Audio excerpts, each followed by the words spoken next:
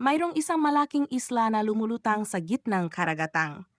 Ignora na kilala bilang Ente, isla na Hugis Cruz. Alam ng lahat ng Demon Lord ay isang makapangyarihang pinuno ng Demon Realm na nagnanais mamuno sa mga tao at lumikha ng isang perpektong paraiso para sa mga nilalang ng kadiliman. Ang Demon Lord ay may apat na general, isang Dream Latch na si Lucifer, si Alshil at si Malasolota. Ipinadala niya ang apat na dakilang marshal upang salakayin ang apat na kontinente at patayin ang mga inosenteng nilalang ng walang pinipili. Ang panahon ng krisis ay lumiliha ng mga bayani, kaya isang bayani na may hawak ng banal na espada ang tumindig laban sa kanila. Bilang resulta, pinuksan ng kanyang grupo ang tatlo sa mga legion ni Lucifer kasama ang Dreamlatch at si Malasolota. Pagkatapos pinangunahan ng bayani ang kanyang hukbo upang sakupin ang kastilyo ng Demon Lord. Dito si Alshil ay kailangang lumaban mag-isa laban sa mga kaalyadong puwersa ng bayani. May isang nagpalamig kay Alshil sa bato, ngunit nakawala siya mula rito at pinalabas ang kanyang pinakamalakas na kapangyarihan upang umatake. Gayunpaman, ang lalaking may kapa ay kasing lakas din at gumanti ng atake. Nang siya ay magpakampante, inatake siya mula sa likuran ng Demon Lord at nang makita ito, agad sumugod ang bayani upang makipaglaban ng malapitan. Kasabay nito, pinahinto ng mga kasama ng bayani ang Demon Lord na nagbigay daan upang madaling makuha ang isa sa kanyang mga sungay. Sa sandaling iyon, bumalik si Alshil at gumamit ng isang kasanayan upang hipan ang lahat palayo na sinasabi na ang hukbo ng tao ay labis na nakakaigpaw sa kanilang mga puwersa. Kaya ang pagbagsak ng kastilyo ay isang usapin na lang ng oras. Kaya nais ni Alshil na umatras upang muling buuin ang kanilang puwersa. Bigla lumipad ang bayani upang saksakin ang Demon Lord kaya siya ay agad na pumailang lang sa langit matapos ipahayag na siya ay babalik upang mamuno sa Ente Isla. Siya at si Alciel ay lumipad papasok sa isang portal. Ngayon silang dalawa ay nailipat na sa mundo ng tao at si Alciel ay lubhang nagulat na ang Demon Lord ay naging tao. Nang siya ay makakita ng dumadaan na sasakyan, ay balak na niya itong atakihin, ngunit pinigilan siya ni Satan. Biglang dumating ang dalawang pulis upang suriin sila dahil mukha silang nasugatan, kaya nauwi ito sa pagmumura ni Alciel sa kanila, ngunit hindi nila naintindihan ang kanyang wika. Nais ni Sasaki na dalhin silang dalawa sa istasyon ng pulisya, kaya umatras si Alciel at balak na bugbugin siya. Ngunit ang binata ay hindi makagamit ng kapangyarihang mahika at napilitang sumunod at sumakay sa kotse papunta sa istasyon. Pagdating nila, binigyan ng opisyal si Satan ng udon upang kainin at agad niyang ginamit ang kanyang masamang mata upang suriin ang mga sangkap sa pagkain. At pagkatapos ay inhipnotismo ang pulis upang magbigay ng impormasyon tungkol sa lugar na ito. Nang matapos ay pinuntahan niya si Alciel at sinabi sa kanyang tauhan na ang lugar na ito ay mundo ng tao. Naging malinaw na ang mahika, kapangyarihang mahika o mga demonyo at diablo ay wala rito. Napagtanto ni Alciel na kulang sila ng kapangyarihang mahika, kaya hindi nila mapanatili ang kanilang anyo bilang demonyo. Hindi inaasahan ni Satan na mababago siya ng ganito, kaya inisip niya na ang tao ang bumubuo sa pangunahing sangkap ng lahat ng buhay o ito ay dahil sa epekto sa pagitan ng mundong ito at ng portal. Kahit sinubukan ni Satan na panatilihin ang kaunting kapangyarihan, mahirap pigilan itong maglaho. Si Alciel ay wala nang natitirang kapangyarihan, kaya nais ni Satan na makahanap ng paraan upang maibalik ang kanilang kapangyarihan at hanggang noon ay kailangan nilang mabuhay dito. Una silang pumunta sa komite upang lumikha ng peking household registrations at residence cards para sa kanilang sarili. Sunod gumamit si Satan ng ninakaw na pera at gumawa ng selyo upang makalikha ng bank card at sa wakas pumunta sila sa isang ahente ng real estate upang makahanap ng matitirhan. Nang sila ay makarating ay nakilala nila ang may-ari ng bahay na si Mickey na may ilusyon ng kapangyarihan. Nang gabing iyon biglang nawala ng malay si Satan at dinala sa ospital, ang dahilan ay sobrang pagod dahil ang katawan ng tao ay nangangailangan ng pagkain at inumin. Gayunman ang isang Romanong apat na fluid treatment ay kasing halaga ng isang buwang renta, kaya napagtanto ni Satan na kailangan nila ng pera upang mabuhay. Kaya nang makauwi sila, ay agad silang nagsulat ng resume upang maghanap ng trabaho.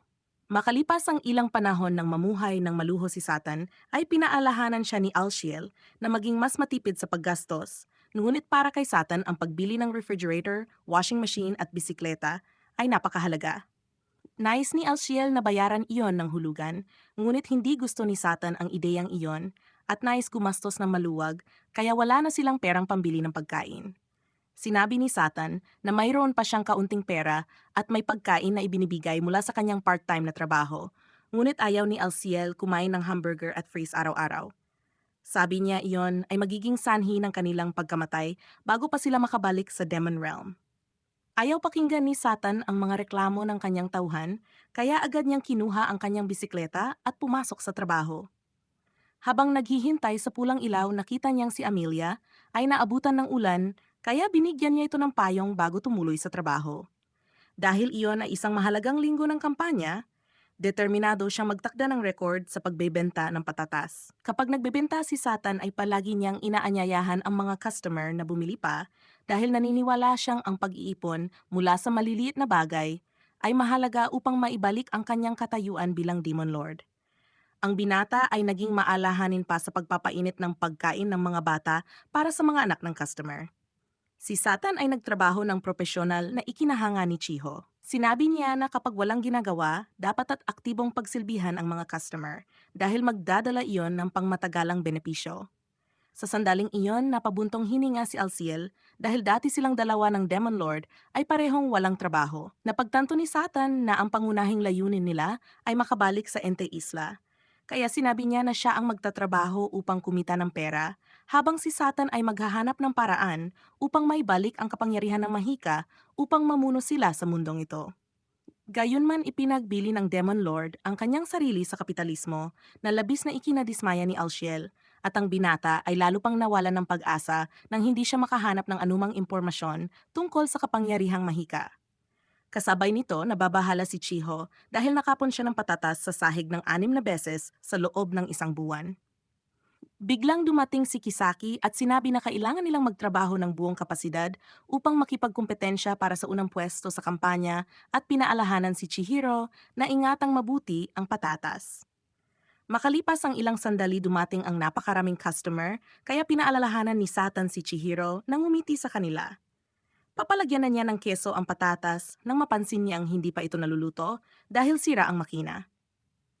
Pinag-iisipan ng binata kung gagamit ng kapangyarihang Mahika upang ayusin ang makina at makuha ang unang pwesto, ngunit naalala niya na pinayuhan siya ni Alciel na gamitin lang ito sa mga hindi maiwasang sitwasyon. Nalito ang binata, ngunit biglang lumitaw si Kisaki at tinawag siya upang makipag-usap na nagdulot sa kanya ng pag-alala. Nadiskubre na ang paggamit niyang kapangyarihang Mahika, ngunit inihayag pala na siya ay naitaas bilang isang errand employee. Nang gabing iyon, ang binata ay masayang umuwi, at nang huminto siya sa pulang ilaw ay muling nakatagpo si Emmy. Alam ni Satan na ginamit niya ang kapangyarihang Mahika at tinanong kung bakit siya nagtatrabaho sa tindahan. Nang marinig ito, napagtanto ni Satan na siya ang bayani mula sa kanilang nakaraang buhay. Bumalik sa sandaling tumakas ang Demon Lord at si Alciel sa portal ay sinundan din sila ng bayani upang tuluyang lipulin sila. Sa kasalukuyan, lubos na nagulat ang Demon Lord nang makita si Emmy at sinabi nitong siya ay naparito upang wasakin si Satan. Nais ng binata na makipagkasundo, ngunit agad niyang inilabas ang kanyang sandata upang takutin siya. Sa tensyonadong sandali, nagsimulang magkomento si Satan tungkol sa presyo ng kanyang kutsilyo. Sinasabing ito ay 100 yen at hindi niya nakita ang banal na espada ni Emmy, kaya inisip niyang nawala ang kanyang banal na Mahika. Inakala ni Emmy na si Satan ay nasa parehong kalagayan dahil naramdaman niyang mahina ang kanyang kapangyarihang Mahika, at sa mga salitang iyon agad siyang sumugod sa kanya. Kasabay nito, nagulat si Alciel at nagpatay ng umaapaw na kaldero ng tubig, at natagpuan niyang kakaiba na hindi pa nakauwi ang Demon Lord. Si Emmy at si Satan ay dinala sa istasyon ng pulisya dahil sa pakikipaglaban sa kalsada. Sinabi ng pulis na hindi maaring gumamit ng kutsilyo si Emmy upang atakihin ang kanyang kasintahan, na ikinagalit niya at itinanggi, ngunit hindi siya pinaniwalaan at pinayuhan siyang kumalma at ayusin ang usapin. Pagkaalis, sinabi ni Emmy na palayayain niya si Satan sa pagkakataong ito, ngunit sa susunod ay tiyak na hindi niya siya patatawarin. Hindi makapaniwala si Satan na masasabi ng bayani ang gayong mga salita. Pagkatapos ay hiningi niya ang payong na hiniram ni Emmy kaninang umaga. Ngunit sinabi nitong itinapon na niya iyon at binalaan si Satan na mag-ingat kapag naglalakad sa gabi. Ang trabaho ni Emmy sa mundong ito ay bilang isang customer service representative. Inanyayahan siya ni Rika na kumain sa restaurant ni Mang Donos, ngunit tumanggi siya dahil nagtatrabaho ron ang Demon Lord. Pagkatapos ng trabaho, pumunta si Emmy sa tindahan upang bumili ng ilang bagay at kinagabihan kumain siyang mag-isa at nanood ng TV na nagdulot sa kanya ng pagkainis at pagnanais na humanap ng gulo kay Satan. Habang kumakain ng hapunan ng Demon Lord at si Alciel, biglang tumunog ang doorbell.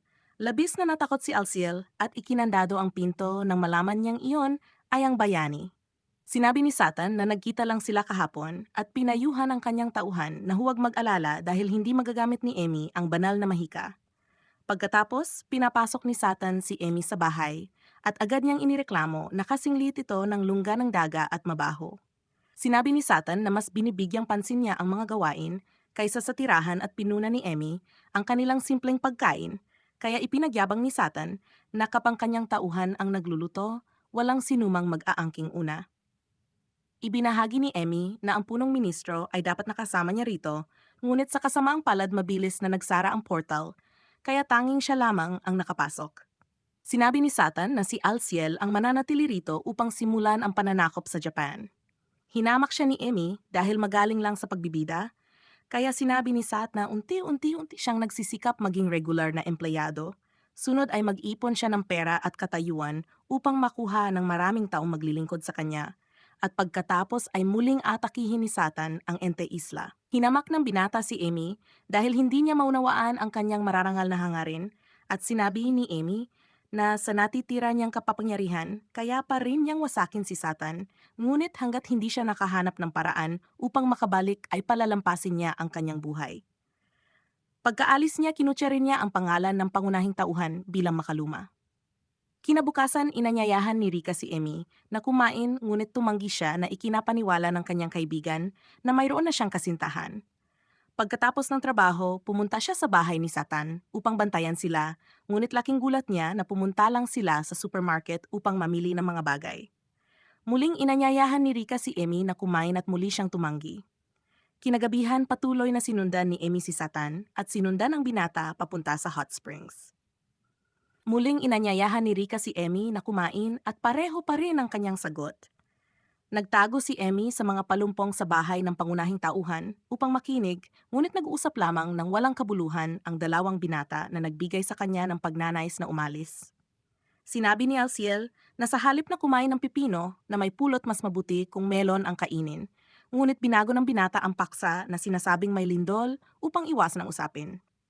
Pagkatapos ng trabaho, pumunta si Emmy sa part-time job ni Satan upang ayusin ang isang pagpupulong sa kanya sa sangandaan noong nakaraang araw.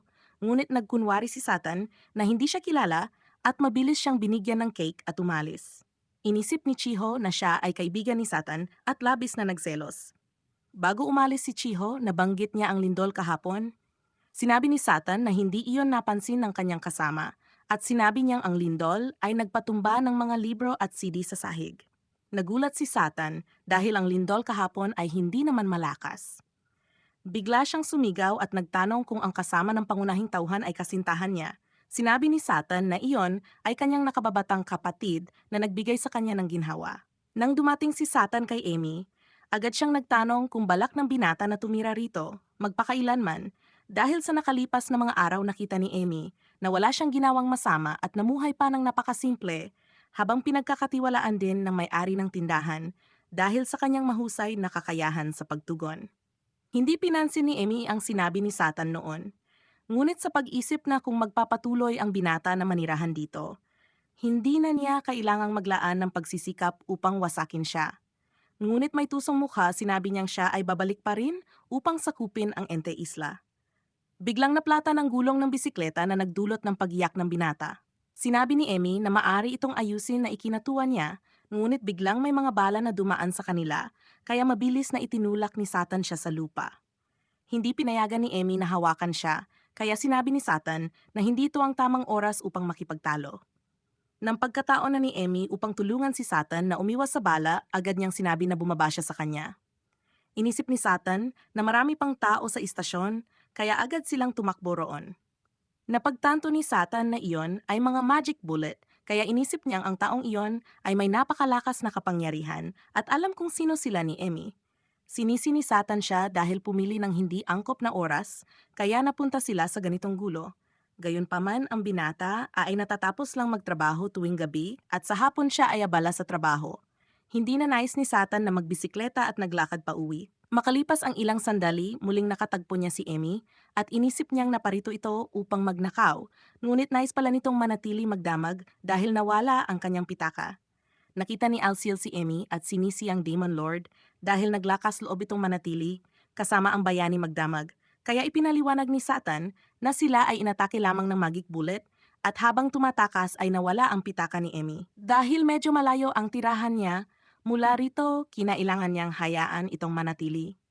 Umasta si Alciel na mataas dahil siya ang pinuno ng sambahayan at pagkatapos ay itinapon ni Satan kay Emmy ang isang kumot upang ipantakip sa sarili at maluwag na ibinigay sa kanya ang 1,000 yen upang makasakay siya ng tren pauwi bukas. Sinabi ni Alciel na iyon ay malaking halaga mula sa naubos nilang budget, kaya nangako si Emmy na alis siya ng maaga kinabukasan. Hating gabi nakatanggap si Satan ng mensahe mula kay Chiho tungkol sa lindol na mangyayari pa, kaya hindi niya alam ang gagawin. Nang magising ang dalawang binata, nakita nila ang isang bento na gawa ni Emmy. Habang kumakain, biglang nakita ni Alciel ang susi sa sahig, kaya inisip ni Satan na ginamit yon ni Emmy upang buksan ang pinto at lumabas. Pagkatapos ay inilock at itinapon ang susi rito. Humanga si Alciel sa kanyang paghawak sa sitwasyon at sinabing kung siya iyon kinuha na niya ang susi pa uwi habang naliligo. Naalala ni Emmy ang karanasan kagabi at nakaramdam ng matinding kahihiyan. Pagkatapos ay narinig niya sa balita sa TV ang tungkol sa pamamaril at nakita niyang naroon din si Satan, ngunit hindi niya iyon pinansin. Sa oras na iyon naalala ni Chiho na nagpadala siya ng mensahe tungkol sa lindol kay Satan kagabi, nais niyang makipagkita upang talakayin ito. Kaya sinabi niya sa kanyang ina na kukuha siya ng hapon na pahinga mula sa trabaho. Pinayuhan siya ng kanyang ina na mag-ingat dahil magulo ang mga panahon ngayon. Muling inanyayahan si Emmy ni Rika upang mananghalian, ngunit kinailangan niyang tumanggi dahil nawala ang kanyang pitaka. At bukod doon, kailangan niyang pumunta sa bangko upang gawin ang ilang proseso. Tanghali biglang may tumawag sa akin na nagsasabing alam niya ang tungkol sa bayani at sa Demon Lord, at mayroon din siyang plano upang wasakin sila. Nagulat ang taong iyon na magkasama sila sa isang panig, kaya sinabi ni Emmy na iyon ay dahil sa pangangailangan. Sinabi ng lalaki na ang katotohanan ang Demon Lord at siya ay napunta sa ibang mundo ay kagustuhan ng Ente Isla. Nang marinig ito, agad na tumayo si Emmy, ngunit pinilit niyang manatiling kalmado at naramdaman niyang isa itong demonyo. Hindi alam ni Emmy kung sino ang taong iyon dahil bukod kay Alciel, wala nang natitirang 4 na general. Inisip ni Emmy na binanggit ng kalalaban ng Ente Isla upang guluhin ang kanyang isip. Gayunpaman, hindi siya naapektuhan kaya ibinaba nito ang tawag. Habang papunta si Emmy, upang kumain nakatangkap siya ng tawag mula sa istasyon ng pulisya. Nang dumating siya ay galit na galit habang pinupuri ni Satan ang mga pulis bilang VIP dahil natagpuan nila ang kanyang kabayong pandigma.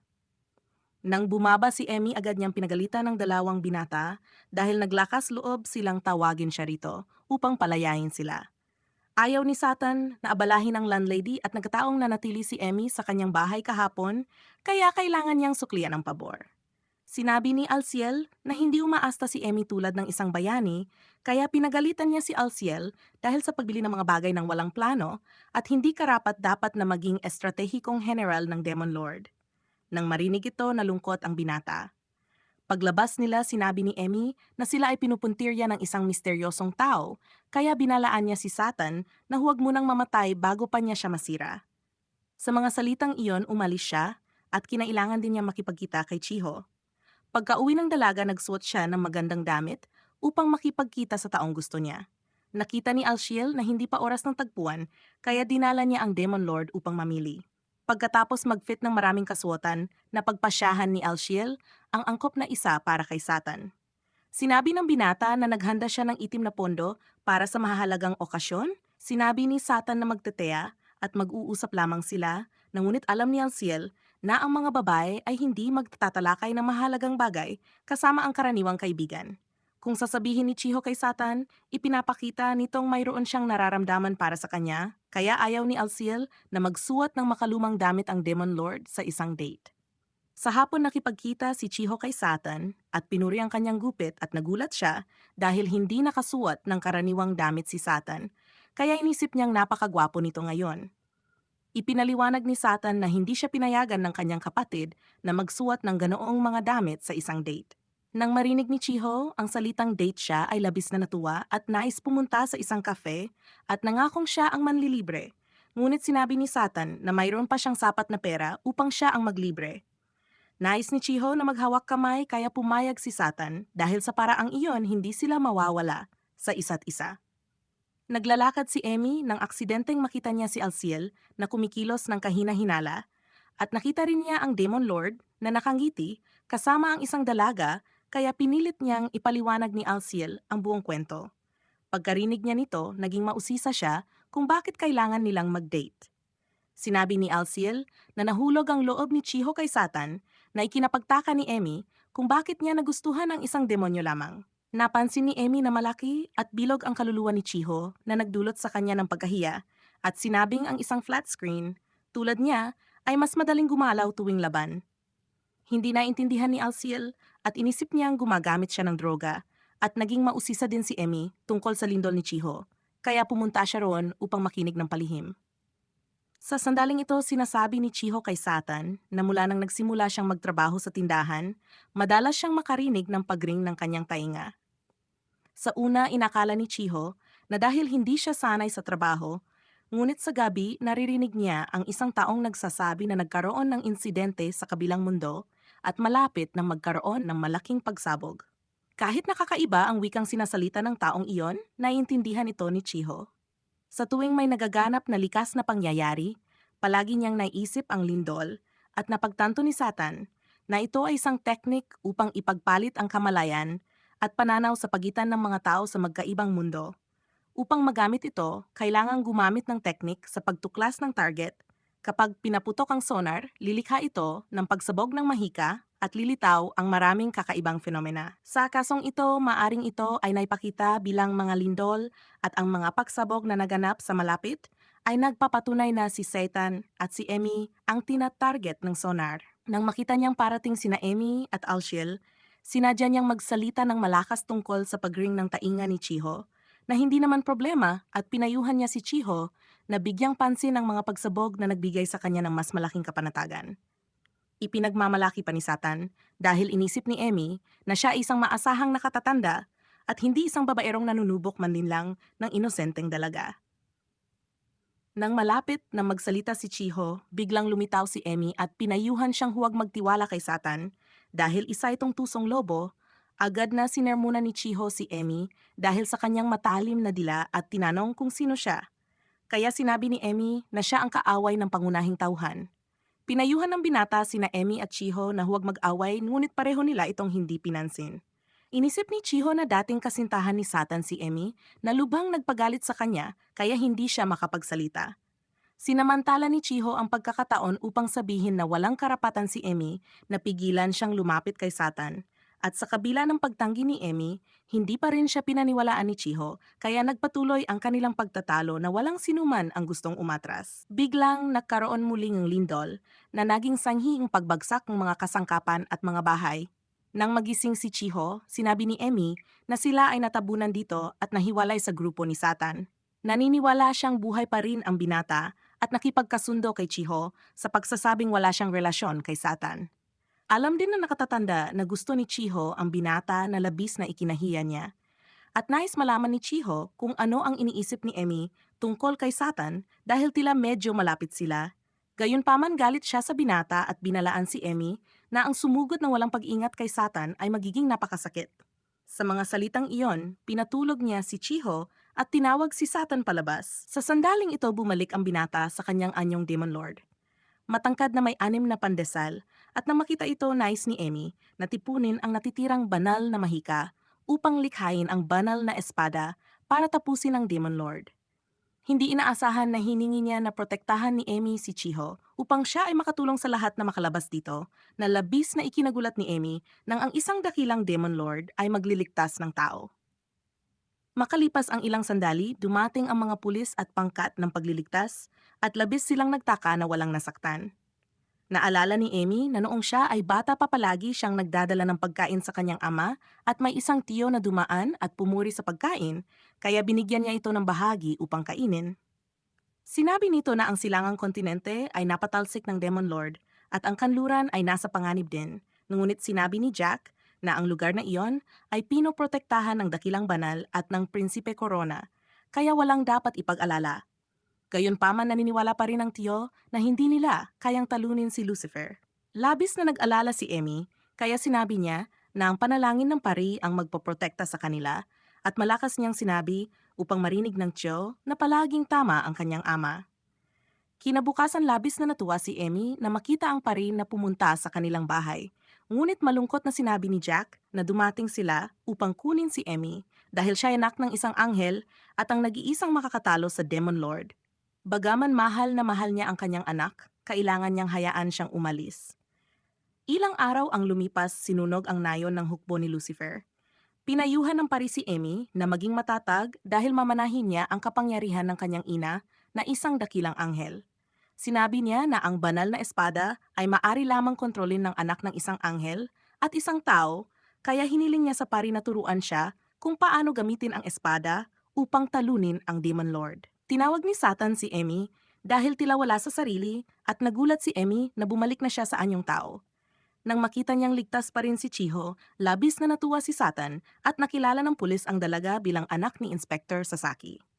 Naalala ni Satan na gumamit siya ng mahika dito, kaya nangako siyang pananatilihing lihim ang insidente ngayong araw. Dahil nakita niyang ayaw ni Chiho na malaman ng kanyang ama at ayaw din niyang malagay sa gulo, kaya nagpaalam siya at umalis. Sinabi ni Satan na ang mahikang ginamit niya kay Sasaki ay hindi sinasadyang nakaapekto kay Chiho, kaya naririnig niya ang kanyang tinig. Nais ng binata na umuwi upang kumain matulog at magpahinga dahil nabigo ang pag-atake ng kalaban. Sinabi niyang ang lindol ay inihanda ng ibang tao at ang taong iyon ay nasa paligid din. Sinabi ni Emmy na hindi sila makakabawi ng kapangyarihan ng mahika at mga gamit na mahikal, kaya paano nagawa ng taong iyon na maglabas ng napakalakas na lakas. Biglang tumawag si Rika kay Emmy, kaya pumunta siya at si Alciel ay nagmadaling tumakbo upang humingi ng tawad sa Demon Lord sa hindi pagkilala sa presensya ng kalaban. Hindi sinisinisatan si Alciel na labis na nagpaantig sa binata hanggang sa siya ay umiyak. Inimbitahan ni Rika si Emmy sa kanyang bahay at nagluto ng hapunan para sa kanyang kaibigan habang si Alciel ay nagmamakaawa sa Demon Lord na parusyahan siya. Dalawang pulis ang nais makipag-usap sa kanila. Natapos kumain si Emmy at narinig ang kanyang kaibigan na nakikipag-usap sa kanyang ina sa isang wikang panrehiyon. Sinabi ni Rika na ang kanyang bayan ay nasa Kobe at maraming abala doon. Nang tanungin ni Emmy, sinabi niya na natakot siya nang mangyari ang lindol, kaya tuwing tinatanong tungkol sa kanyang bayan ay ayaw niyang sumagot. Si Emmy ay mayroon ding marahas na nakaraan na mahirap sabihin sa sinuman. Biglang yakap siya ng mahigpit ni Rika dahil hindi siya basta nagtanong tungkol sa kanyang bayan. Nakita ni Rika na maraming tao ang gumawa ng masasamang bagay sa panahon ng kaguluhan, ngunit mayroon ding mabubuting tao na palaging nagsisikap na iligtas ang iba. Sa pangkalahatan, ang mga tao ay mayroon ding mga aspeto na kahawig ng mga anghel at mga demonyo. Sa kabilang panig binalaan ng pulis si Satan at si Alciel na mag-ingat dahil nagkaroon ng maraming nakawan kamakailan. Nanonood si Rika ng balita at nakita rin niyang binanggit nila ang isyung iyon. Kaya siya ay medyo nagselos dahil si Emmy ay may proteksyon ni Satan, ngunit sinabi niyang walang relasyon sa pagitan nila.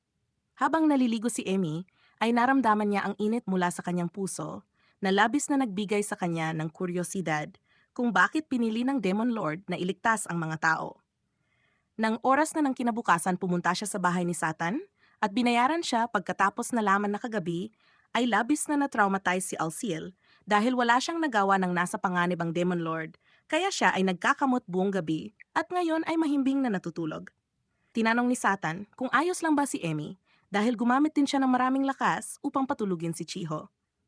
Matapang na sinabi ng babae na wala iyon, kaya agad siyang inihatid ni Satan palabas.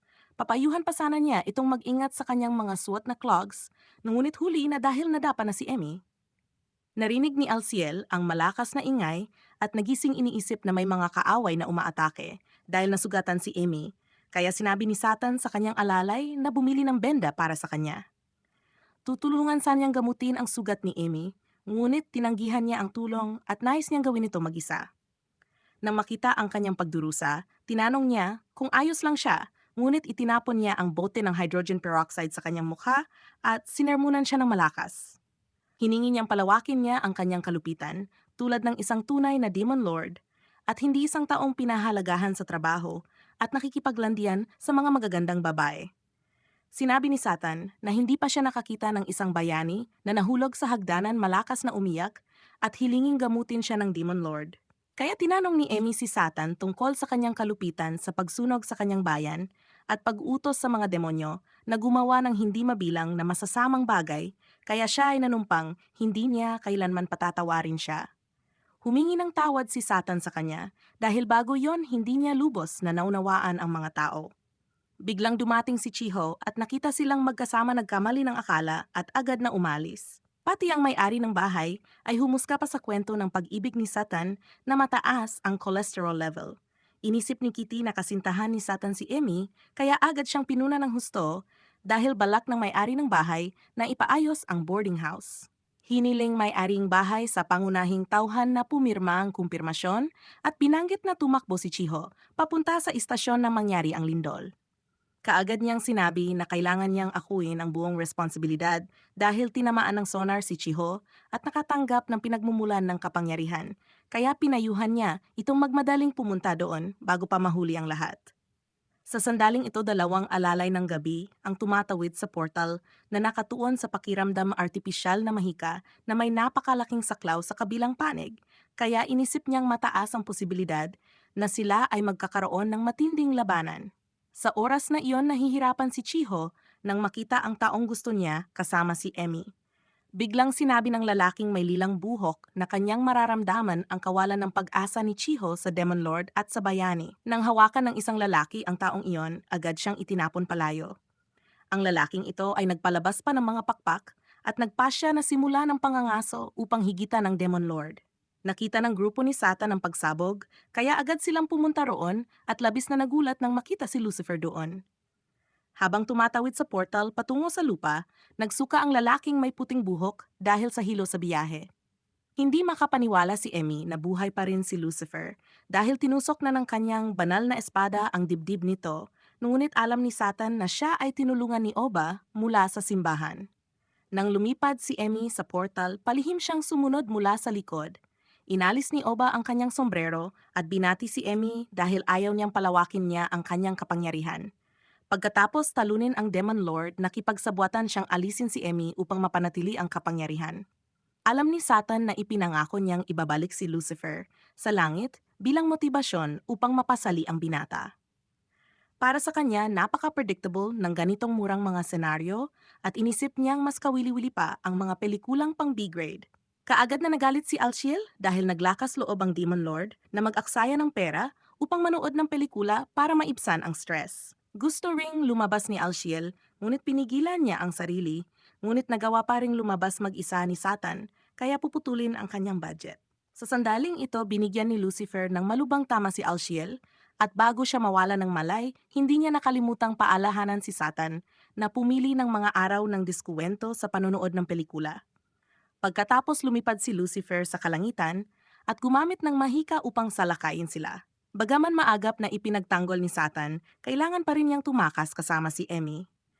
Alam niyang si Lucifer ang naging sanhi ng mga kamakailang pagnanakaw upang sumipsip ng negatibong emosyon ng tao at dagdagan ang kapangyarihan ng mahika. Sa katunayan, napagtanto na ito ni Satan mula pa nang maipit siya sa guho dahil ang takot ng mga tao ang nagbigay sa kanya ng sapat na mahika upang bumalik sa kanyang orihinal na anyo. Sinabi ni Lucifer na kung ilulug ni Satan ang mundong ito, magkakaroon siya ng sapat na mahika upang bumalik sa Enta Isla. Gayunpaman ayaw ng Demon Lord na magdulot ng problema sa mga tao, kaya hindi niya kukunin ang mahika sa ganoong paraan. Pinagalitan ni Lucifer ang Demon Lord sa pagiging inosente at nagpasya na sisipsipin ang kawalan ng pag-asa ni Chiho upang atakihin sila. Sa kasamaang palad, tinamaan ng mga bala ng mahika si Satan at mas lalo pang hindi pinalad nang pabagsakin siya kaagad ni Oba na nagbigay sa kanya ng kendi na tanso. Nang malapit na nitong tapusin silang dalawa, ginamit ni Satan ang kanyang natitirang lakas upang i-teleport si Emmy palayo Pagkatapos ay pareho silang bumagsak sa harap ng istasyon at sa kasamaang palad ay natagpuan sila ni Lucifer. Nakakagulat na tinamaan ng bala ang dibdib ng pangunahing tauhan. Tumawa si Lucifer ng may tagumpay dahil natalo na niya ang Demon Lord, kaya hinayaan niyang malaglag ng malaya si Chiho. Kaagad na tumakbo si Emmy upang saluhin siya at nasugatan din siya sa binti. Sinimula ni Lucifer na gumamit ng hika upang ipabagsak ang mga gusali kay Emmy, ngunit ito ay huminto dahil bumalik na ang Demon Lord at mas makapangyarihan pa kaysa dati. Nagising si Chiho na parang nananaginip at nakita ang anyo ng Demon Lord. Alam ni Emmy ang dahilan kung bakit pumunta si Satan dito ay upang sumipsip ng kawalan ng pag-asa ng tao. Kaagad na sinabi ni Satan kay Emmy na gumawa ng isang bagay dahil nababawasan ang kanyang mahika. Sa una mayabang na tumanggi ang babae, ngunit makalipas ang ilang segundo pumayag siya at lumikha ng kalasag upang protektahan si Chiho. Agad siyang tumawag ng kapangyarihan at ng banal na espada na ikinamangha pa ni Satan, kaya binantaan niyang matapos lipulin ng mga ito ay papawalan din niya ang Demon Lord. Kaagad na pinatulog ni Satan ang lahat at lumikha ng isang hadlang ng mahika upang malayang maglaban ang dalawang panig. Nang umatake si Lucifer, agad itong pinawi ni Emmy papunta sa mukha ni Satan at pagkatapos ay sumugugot siya upang makipagsolo kay Lucifer, ngunit tinadyakan siya palayo nito. Isa sa mga balahibo ni Lucifer ang sumabog sa kinaroonan niya na nagbigay dito ng labis na kasiyahan. Gayunpaman na iligtas si Emmy ni Alciel, bagaman ayaw ng binata na makipagtulungan sa bayani, nanumpa siya na palaging magiging tapat sa Demon Lord, kaya mula ngayon si Lucifer ang magiging kaaway ni Alciel. Sinabi ng binata na nakabawi na siya ng mahika ng maaga, ngunit abala siyang umuwi upang kunin ang kanyang kapa upang isuot at magmukhang astig. Nais barilin siya ni Oba mula sa likod ngunit pinigilan ni Emmy. Pinagalitan ni Lucifer si Oba dahil sa pagiging walang silbi at gusto niya itong lumaban ng maayos. Natatakot si Oba na kung lalaban sila ng buong lakas ay wala silang sapat na banal na kagamitan upang makabalik. Sinabi ni Lucifer na mas mabuti iyon kaysa mamatay dito, kaya napilitan na ng matanda na mag-ipon ng lakas upang lumaban. Tinanong ni Chiho si Satan kung hindi ba ito isang pelikula na ginawa na nag-iwan sa binata na walang masabi. Ganap na nalugmok sina Alciel at Emmy. Kaagad silang sinalakay ni na Lucifer at Oba sa kanyang lugar, ngunit pinasabog sila palayo ni Alciel. Nakapagpahinga ang Demon Lord habang ibinaba niya ang mga gusali sa lupa. Nais ng binata na tapusin ito agad upang ipakita kay Chiho kung paano mapanatili ang soft serve ice cream machine. Kaagad na lumipad ang Demon Lord at pinaalis si Oba. Hindi pa man nakaatake si Lucifer, natakot na siya sa matinding pagnanais pumatay ng Demon Lord. Sinabi ni Emmy na dapat niyang hayaang harapin nila ang kaparusahan dahil sa pagwasak sa lungsod. Tinanong ni Satan si Lucifer na kung palalampasin siya sa trabaho, mamamatay siyang kasama niya. Sa mga salitang iyon, lumikha ang Demon Lord ng isang mabagsik na atake na nagpa-distort sa mukha ni Lucifer. Pagkatapos tinanong ni Chiho kung sino sila kaya sinabi ni Satan na siya ang Demon Lord mula sa ibang mundo. Inisip ng binata na hindi ito paniniwalaan ni Chiho, ngunit nakagulat na naniwala siya at sinabi ni Emmy na siya ay parehong tao at anghel na ikinagulat ni Chiho na ang mga demonyo at anghel ay umiiral. Pati si Emmy ay nangutya pa sa Demon Lord sa pagtatrabaho bilang part-timer sa isang fast food restaurant, kaya pinagalitan din siya nito at tinanong kung bakit hindi niya siya inaatake kung mayroon siyang ganoong kalakas na kapangyarihan. Dahil natatakot si Emmy na baka nagtatago siya ng mga kakayahan, hindi siya naglakas loob na gamitin ang kanyang kapangyarihan at kailangan din niyang magtipid ng lakas upang makabalik sa kanilang tahanan. Binanggit din ni Emmy na wala silang relasyon kaya makakampante si Chiho. Inisip niya na nakabawi na siya ng mahika at babalik sa Enta Isla. Ngunit maraming schedule ngayong buwan kaya kailangan pa ring manatili ng binata. Tinanong ni Emmy si Lucifer kung paano niya nalaman ang kanyang numero ng telepono kaya kinailangan nitong isauli ang nawalang pitaka ni Emmy. Biglang, dalawang alalay ni Emmy ang lumitaw at agad na sumugot sa kanya. Kaagad nilang nakilala ang tatlong ito bilang ang Demon Lord at ang kanyang alalay. Sinabi ni Imada na matapos siyang umalis nagkagulo ang buong simbahan. Dati sinabi ni Satan sa kanila na pumunta muna sa kanyang kastilyo. Nang dumating sila nagulat ang lahat dahil ang kastilyo ay kasing liit lang ng lungga ng daga. Samantala, nagpasya ang Demon Lord na gumamit ng mahika upang ibalik sa ayos ang mga guho. Sa mga salitang iyon, naibalik ni Satan ang lugar na ito sa orihinal nitong anyo. Sa bahay ni Satan, sinabi ni Ana na hinanap nila siya at ilang beses silang nagpaputok ng sonar, kaya napagtanto ni Chiho na ang tinig na kanyang naririnig ay kanya. Lumabas na si Andes, ang dating nagtakda ng lokasyon ng kumpirmasyon ng signal bilang isang tao na palaging iniisip ang Demon Lord. Biglang bumalik ang binata, kaya napasigaw si Chiho na nakapagpatakot din sa kanya. Kinabukasan pinayuhan ni N si Emmy na bumalik sa simbahan. Siya at si Amanda ay lubos na humanga dahil naibalik ng Demon Lord ang lungsod at nagawa nitong hindi maalala ng mga tao ang nangyari kahapon.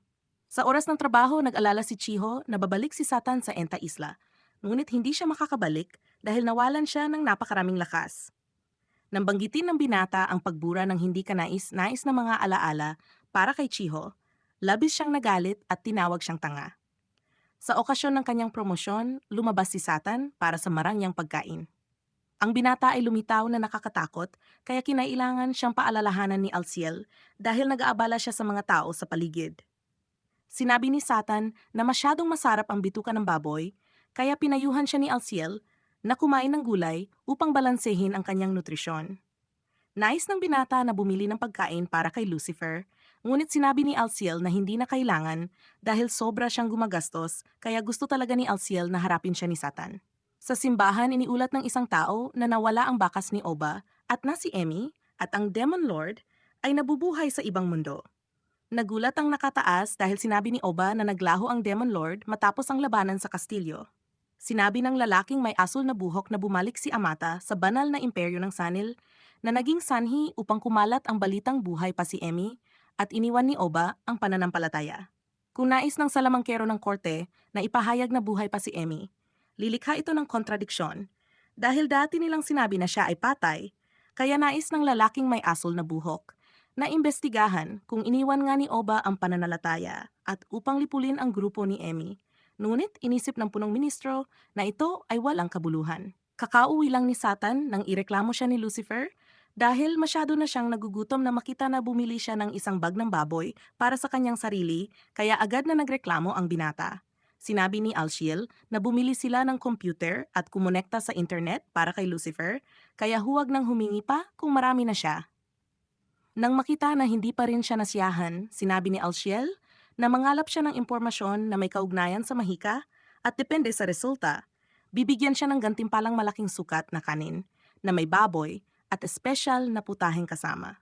Dahil hindi naniniwala si Satan sa kanyang kakayahan, kinailangan ni Lucifer na patunayan ito sa kanya sa pamamagitan ng pagtawag kay Emmy upang ipagyabang na may talento ang kanyang kapatid na mag-hack ng mga website dahil bibili sila ng installment gamit ang credit card. Labis na nagalit ang maalab na babae, kaya kinailangan nilang ibaba agad ang tawag. Kinabukasan, pinuri si Satan ni Kai dahil na-promote siya bilang manager sa loob lamang ng wala pang isang taon ng pagtatrabaho at tinasa niya na mayroon siyang kakayahang maka-impluwensya sa mga tao. Biglang dumating si Emmy upang magkaroon ng maikling pag-uusap kay Satan dahil naglakas loob siyang tumawag habang siya ay nagtatrabaho. Nainis si Lucifer dahil hindi siya makapaglaro ng mga laro nang biglang maakit ang binata sa isang website. Sa oras na ito, nabasa ni Alciel ang impormasyon na maaring tirahan ng mababang antas na mga demonyo ang Damon Kia. Nais niyang pumunta doon upang mapunuan ng mahika, ngunit tila mahirap ang gastos sa paglalakbay patungong Turkey. Nang pumasok sila sa bahay, nakita ni Alciel ang sulat na ipinadala ng may-ari ng inupahan.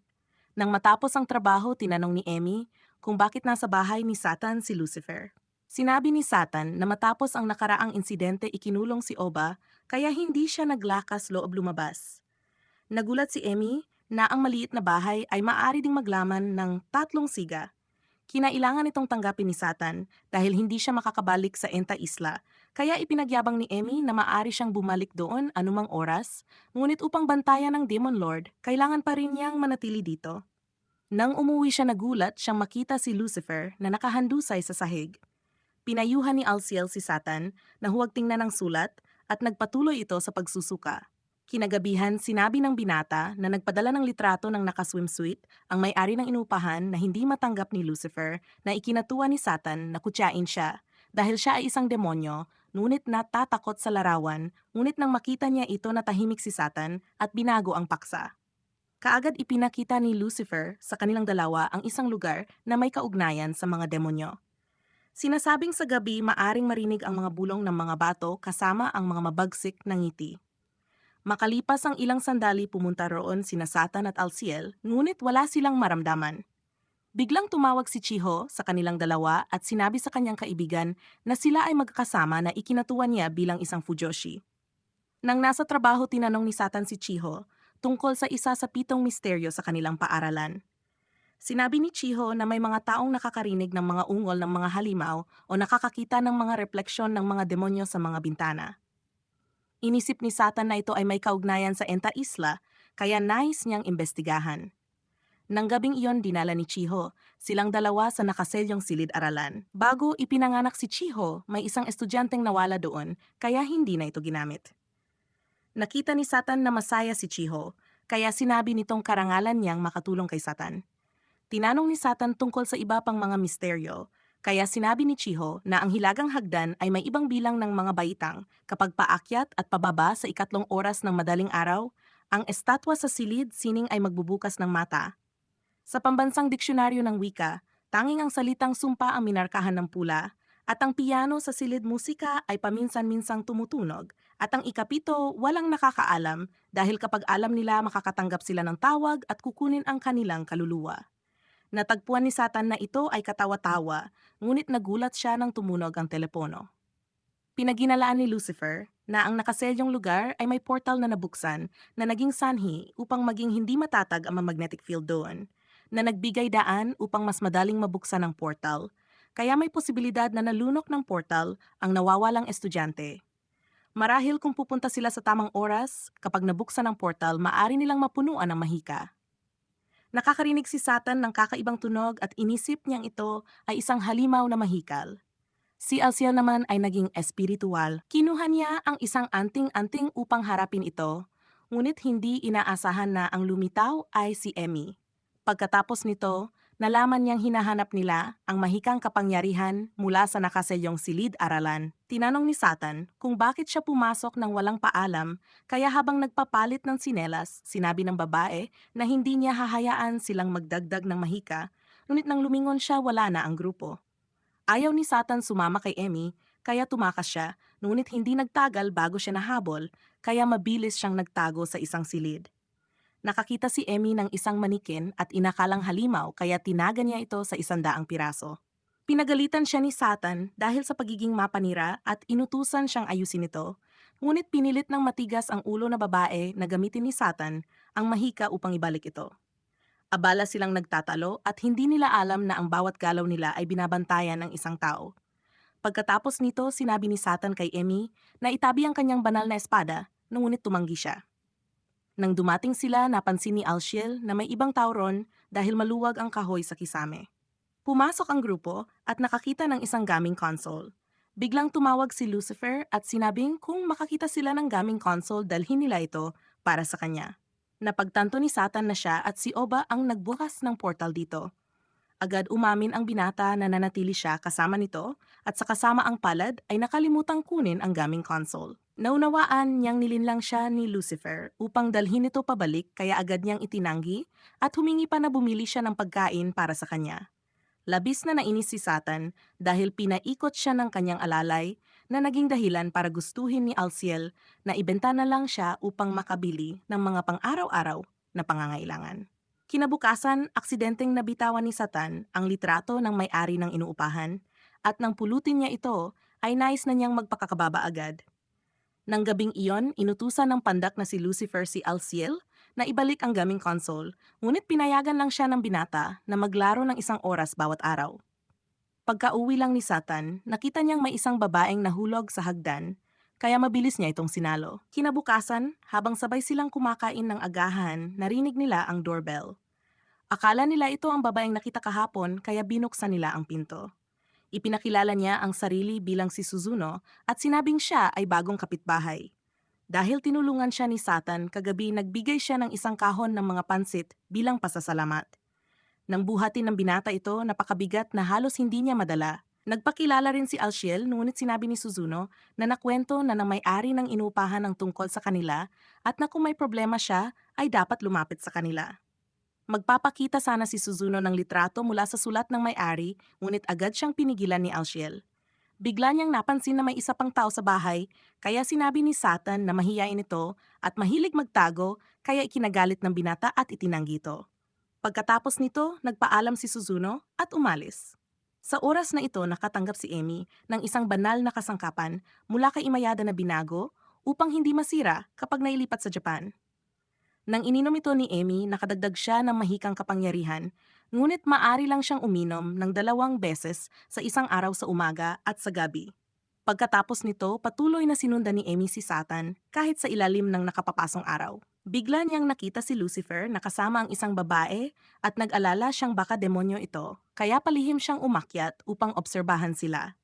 Tinuturuan ni Suzuno si Lucy kung paano magluto ng udon noodles bilang pasasalamat kay Alciel, na laging nahihirapan magluto para sa kanya araw-araw.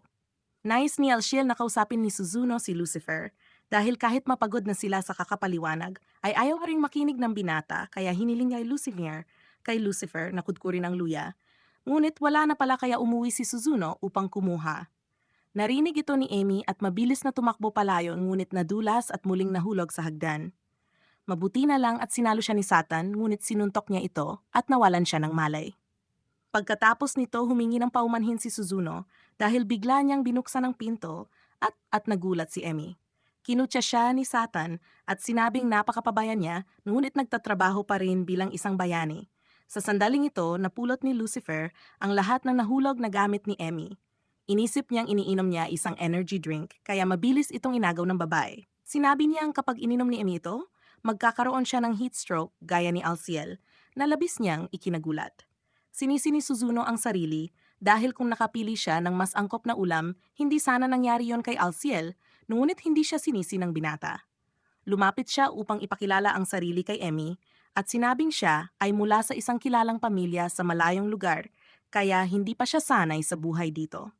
May ugali si Amy na suri ng ibang babae at pagkatapos ay magalang na bumati sa kanya.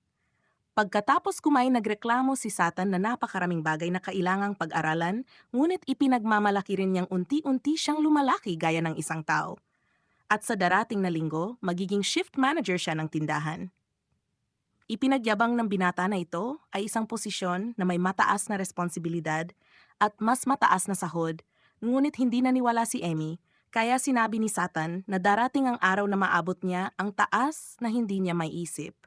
Nagkamali ng akala si Suzuno na magkasintahan sina Amy at Satan dahil napaka-komportable nilang mag-usap, kaya kinailangan ni Amy na ipaliwanag ng maraming beses na wala silang relasyon at umaasa pa nga siyang magtinda na lang ng asin si Satan. Inisip ni Amy na medyo kamukha ni Suzuno si Chiho, kaya tinanong niya kung siya ba ay target ng Demon Lord, kaya hinila siya ni Suzuno palabas at tinanong kung paano niya nalaman. Sasabihin na sana ni Amy na dati ring nagkagusto kay Satan si Chiho, ngunit imbes ay sinabi niyang nadama lang niya iyon. Sa una, inisip ni Amy na demonyo si Suzuno, ngunit sa nakaraang linggo, hindi siya kumilos ng kakaiba at naging magalang pa sa kanya, kaya pinayuhan ni Amy si Suzuno na huwag lumapit kay Satan dahil hindi siya madaling pakitunguhan. Sinabi ni Suzuno na marami na siyang karanasan sa pakikipaglaban, ngunit dahil binalaan siya ni Amy, makikinig siya at humingi ng dagdag na patnubay. Pagkatapos nito, bumalik siya sa loob at binigyan ni Amy si Suzuno ng kanyang business card para sa madaling pakikipag-ugnayan. Binalaan din niya si Satan na kung may gagawin siyang kakaiba kay Suzuno, babatukan niya ito hanggang mamatay. Pagkatapos ay lumabas siya, nagpaalam kay Suzuno at umalis, ngunit muli siyang nadapa sa hindi matatag na hagdan. Sa hapon, naghahanda si Satan na pumasok sa trabaho nang makita niya si Suzuno. Tinanong niya kung may nasabi bang sobra si Amy, ngunit sinabi ni Suzuno na wala at binigyan siya ng isang bento box para kainin. Nang matapos ang trabaho, tinanong si Amy ni Imayada tungkol sa bisa ng bitamina. Kahit ininom niya ito, wala pa siyang pagkakataong subukan ang epekto.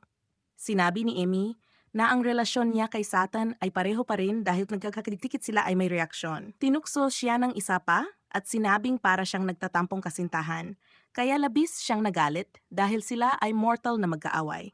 Umaasa siyang huwag gumawa ng anuman upang maging kaaway nila, kaya pinayuhan niya itong huwag mag-alala dahil isa siyang bayani at nanumpa siya sa dangal ng kanyang mga magulang na hindi siya gagawa ng masama. Sinabi ni Imayada na wala pang bansang kumikilos dahil hindi pa kumakalat ang mga bulong-bulungan, ngunit hinahanap ng simbahan ang katotohanan tungkol sa pagkawala ni Oba, kaya binalaan niya si Emmy na mag-ingat dahil may mga padalos-dalos na maaring magdulot ng gulo sa Japan. Sa parehong oras dumating ang amo upang ipahayag na bukas ang tindahan ng manok, at dahil abala siya ipapasa niya ang pamamahala kay Satan. Sa oras ng kagipitan, pinahintulutan siyang makipag-ugnayan, ngunit kung hindi kailangan ay siya mismo ang dapat lumutas ng problema upang mas tumibay siya. Tinanong din siya kung nais niyang kumain ng subsidized na pagkain sa tindahan. Ngunit ngayong araw ay nagdala si Satan ng bento box, kaya pagkatapos pumunta siya sa break room upang kumain. Nang sinabi ni Satan na ito ay bigay ng babaeng kapitbahay, agad siyang hinila ni Chiho upang magtanong ng 1,000 bagay at nais niyang makita kung ano ang laman. Binuksan ito ni Satan at nagkaroon si Chiho ng hindi magandang kutob, ngunit nais pa rin niyang makita ang nasa ilalim at labis siyang nagulat nang makitang hugis puso ang baon. Kinagabihan habang palabas si Emmy mula sa department store, isang nakamaskarang tao ang biglang sumugod sa kanya, kaya agad niyang inilabas ang banal na espada, tinaga ang kalaban at inutusan ng mga kawani na tawagan agad ang pulis. Pagkatapos lumabas siya upang harapin ang nakamaskara, ngunit ang mga atake nito ay kayang pahinain ang kanyang banal na espada, kaya sinamantala ng kalaban ang pagkakataon upang tapusin siya, ngunit dumating ang gwardiya sa tamang oras upang iligtas siya. Nakipag-ugnayan ito sa pulisya at kailangan ni Emma na manatili upang magbigay ng pahayag. Naramdaman ni Emma na epektibo ang bitamina dahil mas malakas ang kanyang banal na espada kaysa dati, ngunit naguguluhan pa rin siya kung ano ang lilang liwanag ng kalaban na kayang kontrahin ang kanyang espada at kagamitan. Biglang bumalik ang pulis dala ang kanyang bag at nagkataon na tumawag si Chiho at ikinuwento tungkol sa pagtanggap ni Satan ng heart-shaped na bento box mula sa isang babae, kaya pareho silang pumunta sa bahay ni Satan upang alamin ang karibal dahil natakot si Chiho na baka ito ay isang mamamatay tao mula sa Ente Isla na nilason ang pagkain ni Satan na magiging malaking sakuna. Nang makita nilang si Susuno ang nagbukas ng pinto, inisip ni Chiho na katapusan na niya. Pagkatapos nalaman niyang dahil may sakit si Alciel, pumunta si Suzuno upang magluto para sa kanila. Labis siyang humanga at sinamantala ang pagkakataon upang humingi ng mga payo sa pagluluto. Natakot si Satan na baka walang sapat na mangkok at chopsticks para sa mga bisita, ngunit sinabi ni Chiho na nagdala siya ng sarili. Nang naluto na ang pagkain, binigyan si Lucifer ng lumang kahon ng papel upang kainan, kaya agad siyang nagalit dahil mas masahol pa raw ang trato sa kanya kaysa kay Emmy, kaya sinabi ni Satan na kailangang unahin ang mga panauhin. Sinabi ni Susuno na ginamit niya ang natitirang mga sangkap upang makatipid hanggang makahanap siya ng trabaho na makasuporta sa kanyang gastusin araw-araw. Dahil dito inimbitahan siya ni Satan na magtrabaho sa kanyang lugar na ikinagulat ng lahat. Sinabi niyang dahil nandoon si Chiho, hindi siya masyadong mabibigatan. Hindi makapagsalita si Lucifer dahil hindi raw naunawaan ng Demon Lord ang psikolohiya ng mga babae at si Chiho naman ay lubos ng desperado. Pinayuhan ni Emmy si Suzuno na huwag magpasya agad dahil ang pagtatrabaho kasama ang mga kakilala ay may parehong pakinabang at kahinaan, kaya sinabi ni Suzuno na mas pag-iisipan niya ito ng mabuti. Naging mausisa si Alciel nang makita niyang palaging nakasuot ng tradisyonal na kasuotan si Suzuno, kaya sinabi nito na wala siyang western style na damit sa kanyang aparador na nagpatigil sa lahat ng 5 segundo. Tinanong ni Lucifer kung alam niya kung saan bumibili ng mga bag, ngunit agad itong inagaw ni Emma dahil natatakot siyang mahawa siya ng pagkahumaling nito sa laro. Maging si Chiho ay nagdiskrimina kay Lucifer, kaya labis na nadismaya ang binata. Hiningi ni Chiho kay Emma na isama si Suzuno upang mamili ng damit at handa rin siyang tumulong. Pagkatapos nito nagbago si Suzuno ng panibagong tradisyonal na kasuotan at lumabas kasama si Emmy. Sa oras na ito, pinaalalahanan ni Alciel ang Demon Lord na ihatid ng maingat si Chiho pauwi, ngunit kailangan nilang maglakad dahil ipinagbabawal ang pagbibisikleta sa lungsod. Nais malaman ni Satan kung may opinyon ba ang mga magulang ni Chiho tungkol sa kanyang pagpunta sa bahay, ngunit ibinigay na ni Chiho ang address kaya pumayag na ang kanyang mga magulang. Nag-alok si Chiho na gumawa ng bento para kay Satan at pumayag ang binata na labis niyang ikinatuwa. Tinanong ni Satan kung hindi ba siya nag-aalala tungkol sa kanyang pagkakakilanlan.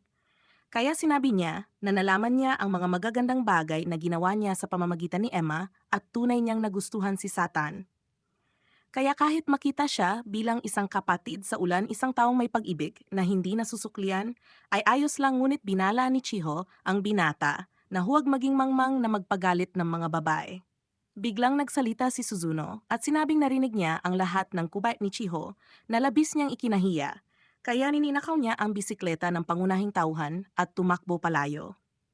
Tinanong ni Suzuno kung ano ang iniisip niya tungkol sa pagtanggap sa damdamin ni Chiho, at agad na sinabi ni Satan na kung nagtitiwala sa kanya ang mga magulang nito, dapat din siyang magpakita ng sinseridad. Pagkatapos nito, pumunta si Suzuno sa istasyon upang makipagkita kay Emmy, ngunit hindi marunong gumamit ng transit card ang babae na ikinapagtaka ni Emmy kung paano siya nakarating dito. Sinabi ni Suzuno na gumamit siya ng portal at diretsong nahulog dito, kaya bigla silang parehong napasigaw dahil hindi alam ni Emmy na mula siya sa Ente Isla, at nang tanungin siya ni Suzuno kung tinatarget ba niya ang Demon Lord. Inisip ni Suzuno na alam na ni Emmy ang kanyang pagkakakilanlan, ngunit hindi niya namalaya na tinatanong lang ni Emmy kung gusto ba niya si Satan. Binanggit ni Suzuno ang bulong-bulungan na si Emma ay kakampi ng Demon Lord na ikinabaliw niya dahil inisip niyang ang simbahan ay naghihiganti sa kanya. Pinaginalaan ni Emmy na ang nakamaskarang tao sa tindahan kahapon ay si Suzuno, ngunit wala siyang sugat.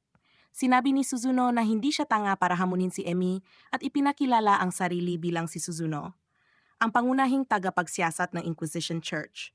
Dahil oras na ng trabaho, sinabi ni Emmy kay Suzuno na mag-apply muna siya sa imigrasyon at sabihin ang mga detalye mamaya.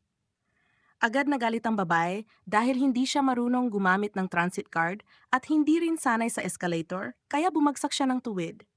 Bukod pa rito, labis siyang naintriga sa telebisyon.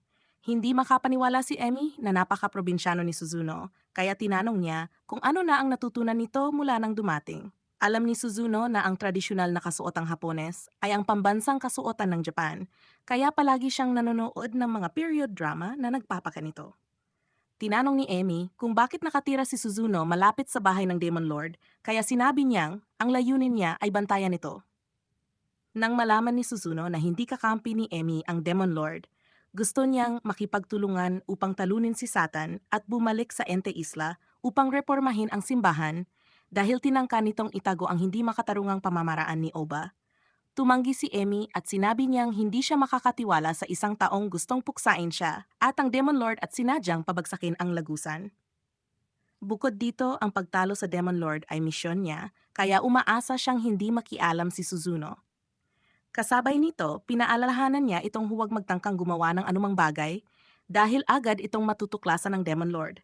Naglabas din si Emmy ng ilang fashion magazine para matutunan ni Suzuno at nakipagkasundo na magkikita sila muli sa hapon. Sa oras na ito, humihingi ng paumanhin si Chiho sa Demon Lord dahil ninakaw niya ang bisikleta nito at tumakbo palayo. Simula nang magbukas ang kalapit na restaurant, kaunti na lang ang mga customer ng kanilang tindahan. Sinabi ng amo na ang kanyang kasama ay nailipat dahil natalo sa labanan laban sa mga kompetensya, kaya iniutos niya kay Satan na gamitin ang lahat ng paraan upang talunin ang Sentaki. Maya-maya dumating ang isang lalaking may asul na buhok na naghahanap sa may-ari ng tindahan. Kaya sinabi ni Satan na wala ito. Alam ng taong ito na siya ay isang empleyado na may mabuting katangian, kaya nagbigay siya ng business card kay Satan. At napagtanto ng binata na ang pangalan ng taong ito ay si Mitsuki at siya ang may-ari ng Sentaki Chicken Shop. Biglang nakita nitong maganda si Chiho, kaya gumamit ito ng mga papuri upang bolahin siya at agad umorder ng takeout. Pagkatapos na inis si Chiho dahil napakalakas ng amoy ng kolon ng lalaki at makintab pa ang kanyang salamin, na lalo lamang nagpasidi ng kanyang pagnanais na talunin ang kanyang restaurant. Kaya sinabi ni Satan na ipinadala niya si Alciel upang mangalap ng impormasyon tungkol sa kakompetensya. Habang nagtatrabaho sina Emmy at Rika, nakatagpo nila si Suzuno na nagsabi na naibenta niya ang isang mamahaling singsing upang makabili ng tradisyonal na dam Hapones at mga train card. Hiningi ni Suzuno kay Emmy na dalhin siya sa lugar ng trabaho ng Demon Lord na nagbigay kay Rika ng impresyon na makakaharap siya ng karibal sa pag-ibig, kaya nagpasya siyang sumama upang masaksihan ang drama. Samantala pumunta si Alciel sa Sentaki upang manmanan habang labis na nainis sina Chiho at ang pangunahing tauhan na napakarami ng customer ng kakompetensyang tindahan. Hindi nagtagal dumating sila sa Hatagaya dahil pista ngayon at maraming tao. Nakita ni Rika na masyadong walang laman ang MJ Zono Shop at hindi akma sa isang pagharap sa pag-ibig samantalang puno naman ng tao ang Sentaki, kaya pinili niya itong maging lugar ng labanan. Pagkatapos nais ni Rika na marinig ang mga detalye tungkol kay Satan upang maresolba ang away, kaya nag-alala si Emmy kung paano haharapin ni Suzuno ang maling akala ng kaibigan. Pagkatapos sinabi ni Rika sa dalawa na umorder ng pagkain at mapagbigay na nag-alok na ililibre sila. Nagbigay si Mitsuki ng mga discount coupon at sinamantala ang pagkakataon upang hawakan ang kamay ni Rika na labis niyang ikinatakot. Pagbalik niya sinabi ni Rika sa kanyang mga kaibigan ang nangyari at mariing pinuna si Mitsuki dahil sa amoy ng kanyang kolon at sa pagiging manyak. Nais talagang marinig ni Rika ang dramatikong kwento ng pag-ibig ng kanyang dalawang kaibigan, kaya sinabi ni Suzuno na mabait na kapitbahay lamang si Satan na ikinagulo ni Emmy dahil ilang sandali lang ang nakaraan ay nais nitong puksain ang Demon Lord. Nang sabihin ni Emma na kaaway niya si Satan, hinatulan siya ni Rika na hindi nagsasabi ng too. Sinabi ni Emmy na pinapayuhan lang niya si Suzuno na lumayo sa Demon Lord para sa ibang dahilan, hindi dahil sa pakipagkompetensya sa pagmamahal. Ayaw ni Emmy na i-ship siya ni Rika kay Satan at sinumpa pa niya ito bilang masamang tao na labis na ikinagalit ni Alciel. Samantala labis na nag-alala si Satan dahil dati pa niyang inutusan ang kanyang alagad na mag-survey ng pagkain sa Sentaki. Ayaw ni Alciel na gumastos para sa kakompetensya, kaya ipinaliwanag ng Demon Lord na ang layunin ng pagpunta doon ay siya sa atin ang lahat tungkol sa kanila dahil ito ay usapin na may kaugnayan sa kanyang karera.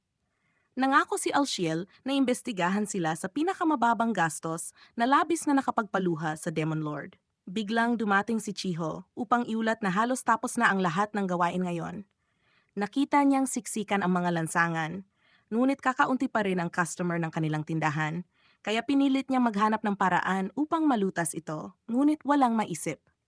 Pinayuhan siya ng lahat na huwag masyadong panghinaan ng loob, kaya muling bumalik ang sigla ng binata. Hinikayat din niya ang lahat na pansamantala lamang ang bentahe ng kakompetensya, at sa lalong madaling panahon, muli nilang mababawi ang una nilang puwesto, kaya sa ngayon ay maglinis muna sila ng mga bintana. Handa nang singilin ni Alciel si Emmy, ngunit humiling ito ng pabor dahil alam niyang iniimbestigahan ni Alciel ang restaurant. Nangako si Emmy na ililibre siya sa kahit anong pagkaing nice niya, kaya agad na isinantabi ng binata ang kanyang dignidad at umupo sa mesa. Para makatipid handa siyang ibenta ng mura ang kanyang konsensya.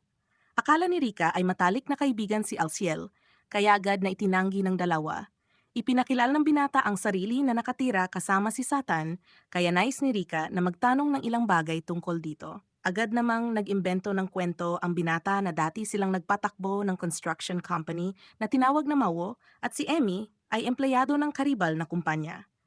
Tinanong ni Rika ang kaibigan kung gaano na siya katanda upang makatrabaho sa ganoong propesyon.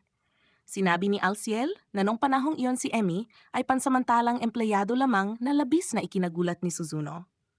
Kaya sinabi ni Emmy na nagsisinungaling ang binata. Idinagdag ni Alciel na matagumpay ang negosyo, ngunit napakaliit ng saklaw kaya ang pamunuan mismo ang kailangang direktang mag-utos. Dahil magaling si Emmy, madalas silang nagkakalaban sa mga bid. Noon krisis ang ekonomiya, kaya madaling bumagsak ang mga kumpanyang pinapatakbo ng mga baguhan tulad nila. Bilang resulta nanalo si Emmy sa bid at nalugi ang Mawo Company, kaya pareho silang napadpad sa malalayong apartment at itinakda ng tadhana na muling magkita si Emmy. Marahil inaalala pa rin niya ang kanyang dating karibal, kaya madalas siyang pumupunta sa kanilang lugar. Kung mabigo ka, magsimula ka ulit, kaya sa loob lamang ng isang taon ng pagtatrabaho ng isang daang shift, na-promote si Satan bilang shift manager habang siya ay nananatili sa bahay bilang isang homemaker na naglalaba at nagluluto, ngunit pinapahalagahan pa rin ng binata ang determinasyong magsimula muli ng negosyo.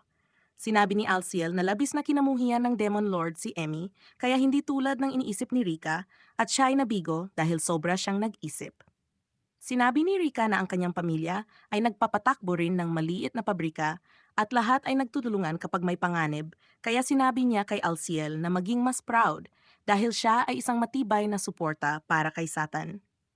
Ngumiti ng mainit ang binata na lubos na nagustuhan ni Rika, kaya nagpasya siyang sumama kay Alciel sa bahay nito upang makilala si Satan.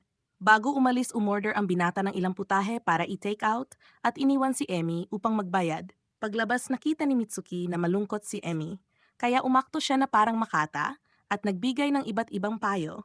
Sinasabing madalas samantalahin ng mga lalaki ang kahinaan ng babae na hindi maintindihan ni Emmy. Pagkatapos, sinabi ni Alciel sa Demon Lord na ang tindahan ng kakompetensya ay nagbibigay ng discount code. Maaring kainin ang manok kasama ang mga buto at gumagamit sila ng organic coffee. Dahil pinuri siya ni Satan, humiling ang binata ng gantimpalang potato combo at 2 extra large na bahagi ng tuna. Sinabi ni Satan na kung magrereklamo si Lucifer tungkol sa mga pagkaing ito, maaari niyang sipain ang binata ng hindi pumapalya. Nais ni Alciel na pagpalay ng Demon Lord ang kanyang pakitungo sa 3 babae at nauna na siyang umalis. Nakita ni Rika na mahusay magtrabaho si Satan at medyo nainggit siya dahil napapalibutan si Emmy ng maraming mahuhusay na tao kasama na siya. Sa sandaling ito, lumapit si Satan upang tanungin ang 3 babae kung ano ang kanilang orderin, ngunit humiling si Emmy na dalhin sa kanila ang kape at apple pie na ikinainis niya. Higit pa ron, pinuna pa siya ni Rika dahil hindi raw siya kaakit-akit na nagpaalab ng damdamin ng binata at sinermonan niya ito. Binalaan siya ni Rika na i-report ang kanyang asal, ngunit wala siyang pakialam at tinanong kung sino siya. Sinabi ni Rika na siya ay kasamahan ni Emmy at narinig na niya ang pag-usap ni Alciel at Emmy tungkol kay Satan, ngunit gusto pa rin niyang makita ito ng personal. Nainis ang binata dahil hindi pumapasok ang mga customer, ngunit si Emmy na palaaway ang naroon. Pinayuhan siya ni Chiho na huwag magsalitang ganoon at dinala ang pagkain kay Emmy. Saka magiliw na binati si Rika at umaasang matutulungan niya. Inisip ni Rika na masyadong cute si Chiho, kaya niyakap niya ito sa kanyang dibdib na halos ikahimatay ng bata.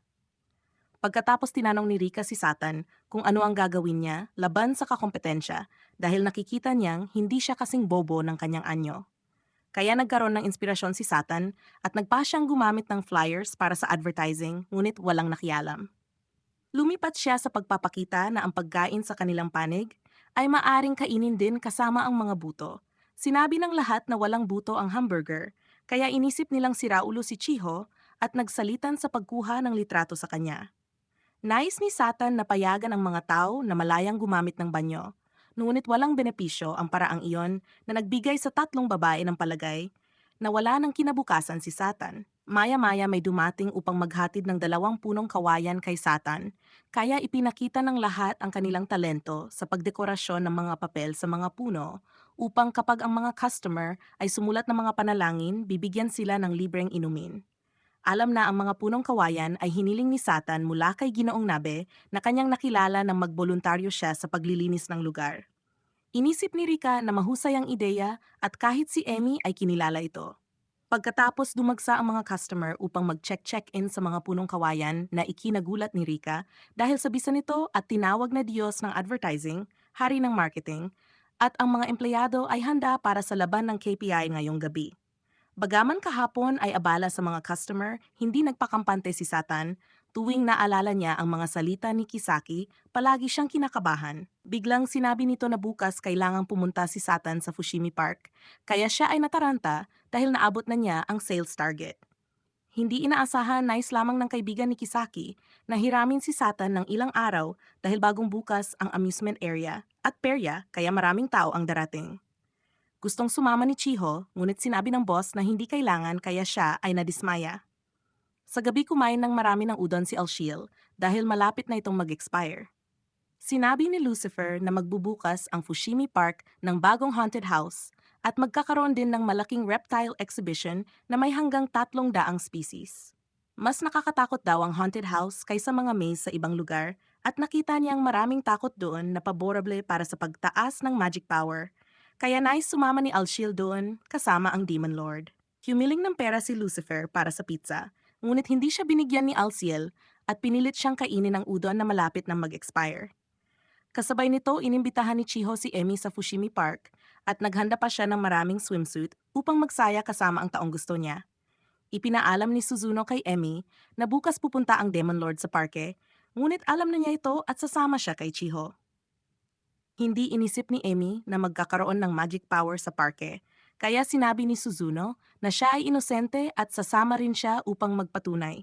Kinabukasan na ilipat si Satan sa bagong lugar ng trabaho at narinig ng boss na mahusay siyang magtrabaho kaya nangako si Satan na pagsisikapan niyang matugunan ang inaasahan. Dahil magiging masikip ngayon sa mga customer, umaasa siya na magtutulungan ang lahat. Sa oras na iyon nakilala ni Kai sina Emi at Suzuno at dahil unang beses ni Suzuno sa parke, umaasa siyang makakatanggap ng gabay mula kay Chiho.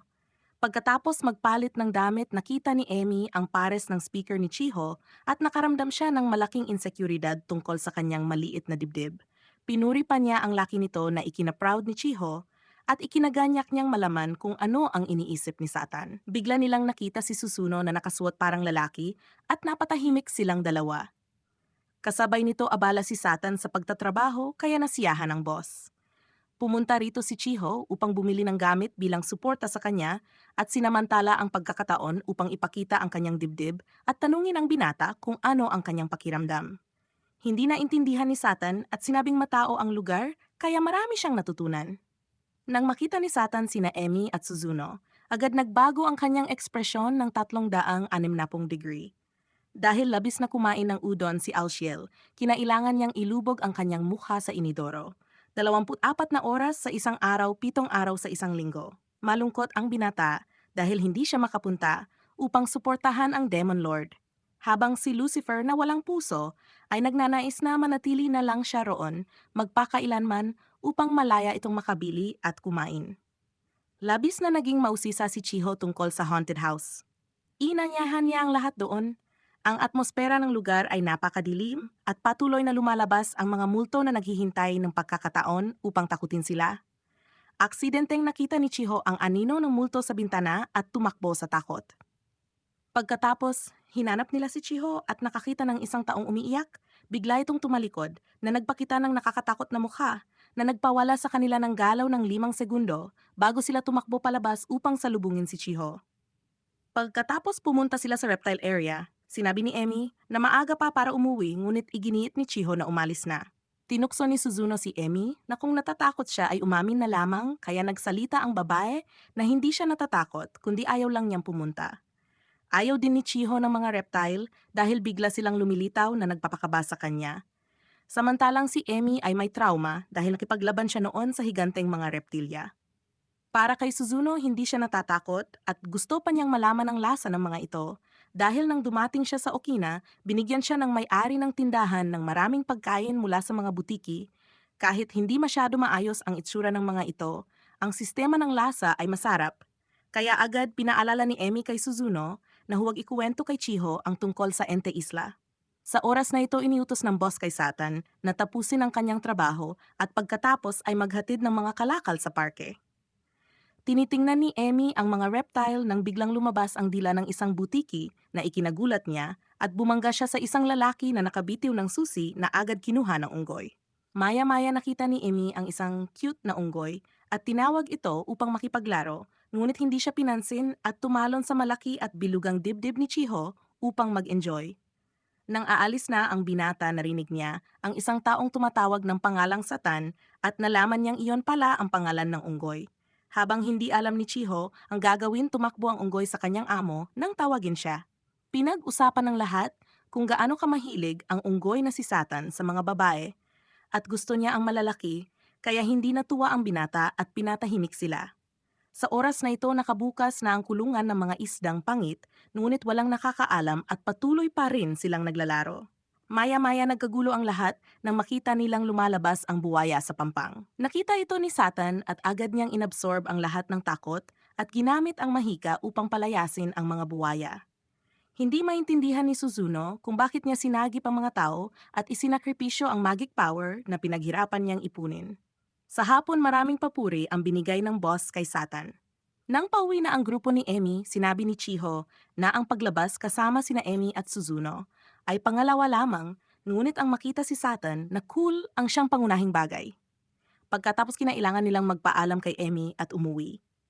Biglang nakita ni Suzuno ang isang taong may pakpak sa gilid ng kalsada, ngunit mabilis itong nawala. Kinabukasan tinanong ni Lucifer, ang Demon Lord, kung nakapag-ipon siya ng magic power. Sinabi niyang nagamit na niya lahat, kaya gumapang si Alciel palabas upang pagalitan si Lucifer bilang manloloko. Biglang may dumating na naghahatid ng package at tatanggapin sana ito ni Lucifer. Ngunit sumakit ang kanyang katawan at natumba kaya si Satan ang nagbukas ng pinto at nalaman nilang may bumiling napakalaking package. Wala nang oras si Alciel upang asikasuhin ito bago siya bumalik sa banyo upang magpatuloy ng kanyang ginagawa. Kahit malubha na ang kanyang karamdaman, matigas pa rin ang binata na tumangging magpatingin sa doktor kaya wala nang nagawa si Satan. Pagkatapos lumala ang sakit ni Alciel, kaya kinailangan ni Satan na magluto para sa kanya. Biglang may dumating na isa pang parsela na inisip ni Alciel na muling pamimili ni Lucifer, ngunit nalaman nilang ang landlady ang nagpadala na maraming bagay mula Hawaii at inutos na ipagbili nila ito sa Discount Market Festival. Samantala naalala ni Suzuno ang kanyang pagkikita kay Mitsuki sa Ente Isla. Pinag-uusapan ng mga tao kung paano tinutulan ni Tom ang Great Divine Church at naparusyahan siya. May ibang grupo na nakarinig na ang mga knight ng simbahan ay nakapwesto sa isang baryo, kaya gusto nilang magpadala pa ng tropa doon, ngunit hindi sumang-ayon ang iba dahil kahit ganoon hindi pa rin sila mananalo. Kaya nagpasya silang ikalat ang balita na hindi kayang protektahan ng mga knight ng simbahan ang baryo at ang mga knight ng alyansa ang magsisimula ng kampanya laban sa Demon Lord. Nang makita nilang lumitaw si Suzuno, nawala ng malay ang lahat ng lalaki dahil uminom sila ng lason na alak at ang natira na gustong tumutol ay agad niyang tinanggal. Pagkatapos lupit si Suzuno upang tanungin si Oba tungkol sa Knight Squad ng simbahan at kung hindi nagkakaisa ang Alliance Knights laban sa Demon Lord ay ang simbahan ang may pananagutan, kaya bakit hindi siya makipagtulungan sa kanila? Sinabi ng matanda kay Suzuno na huwag masyadong mag-alala at binigyan siya ng listahan ng susunod na mga erehe. Ngayon napagtanto ni Suzuno na ang mga nagligtas ng mundo ay hindi sila kundi ang bayani sa kumpanya ni Emmy. Nang malaman ito ni Rika, pumunta siya sa parke at nakilala si Satan at masigasig niyang pinagtambal sila.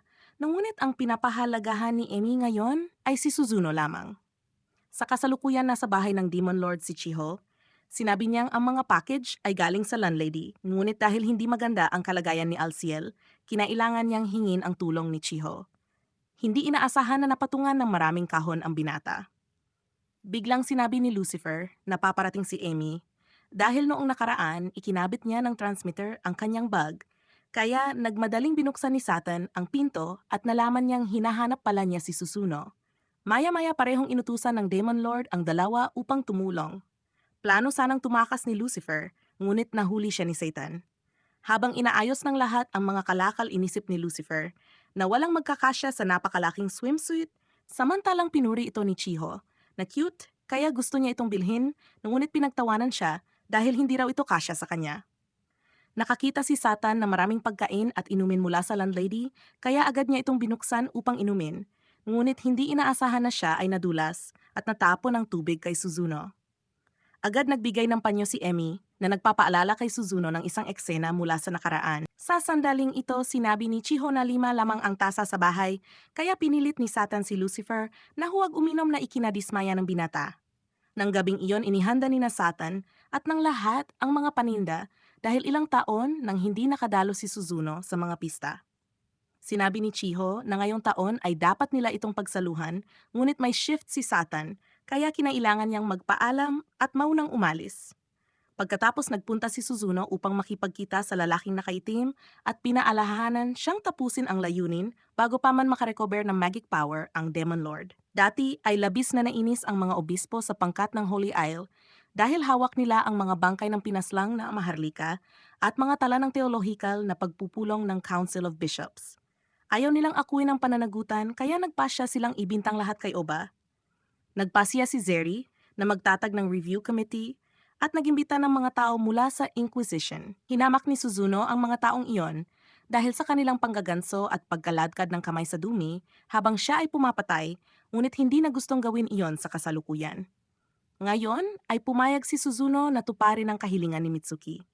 Samantala si Alciel ay nangingisay sa sakit, ngunit matigas pa ring tumatangging magpunta sa ospital, kaya tinodo ni Lucifer sa pamamagitan ng pagtawag ng pribadong ambulansya upang makita kung mamamangha si Alciel. Nang makita ni Chiho si Suzuno Agad niya itong inanyayahan na magtrabaho sa kanyang tindahan, ngunit pinalaan siya ni Suzuno na lumayo sa Demon Lord. Sinabi niyang noong nakaraan, gumamit si Satan ng mahika upang dumami ang mga customer na pumapasok sa restaurant dahil pinipigil ng mga tao ang kanilang emosyon at nilikha ang Tanabata Tree na siyang naging tagapamagitan na nagpaaktibo sa magic power ng Demon Lord nang hindi niya namamalayan.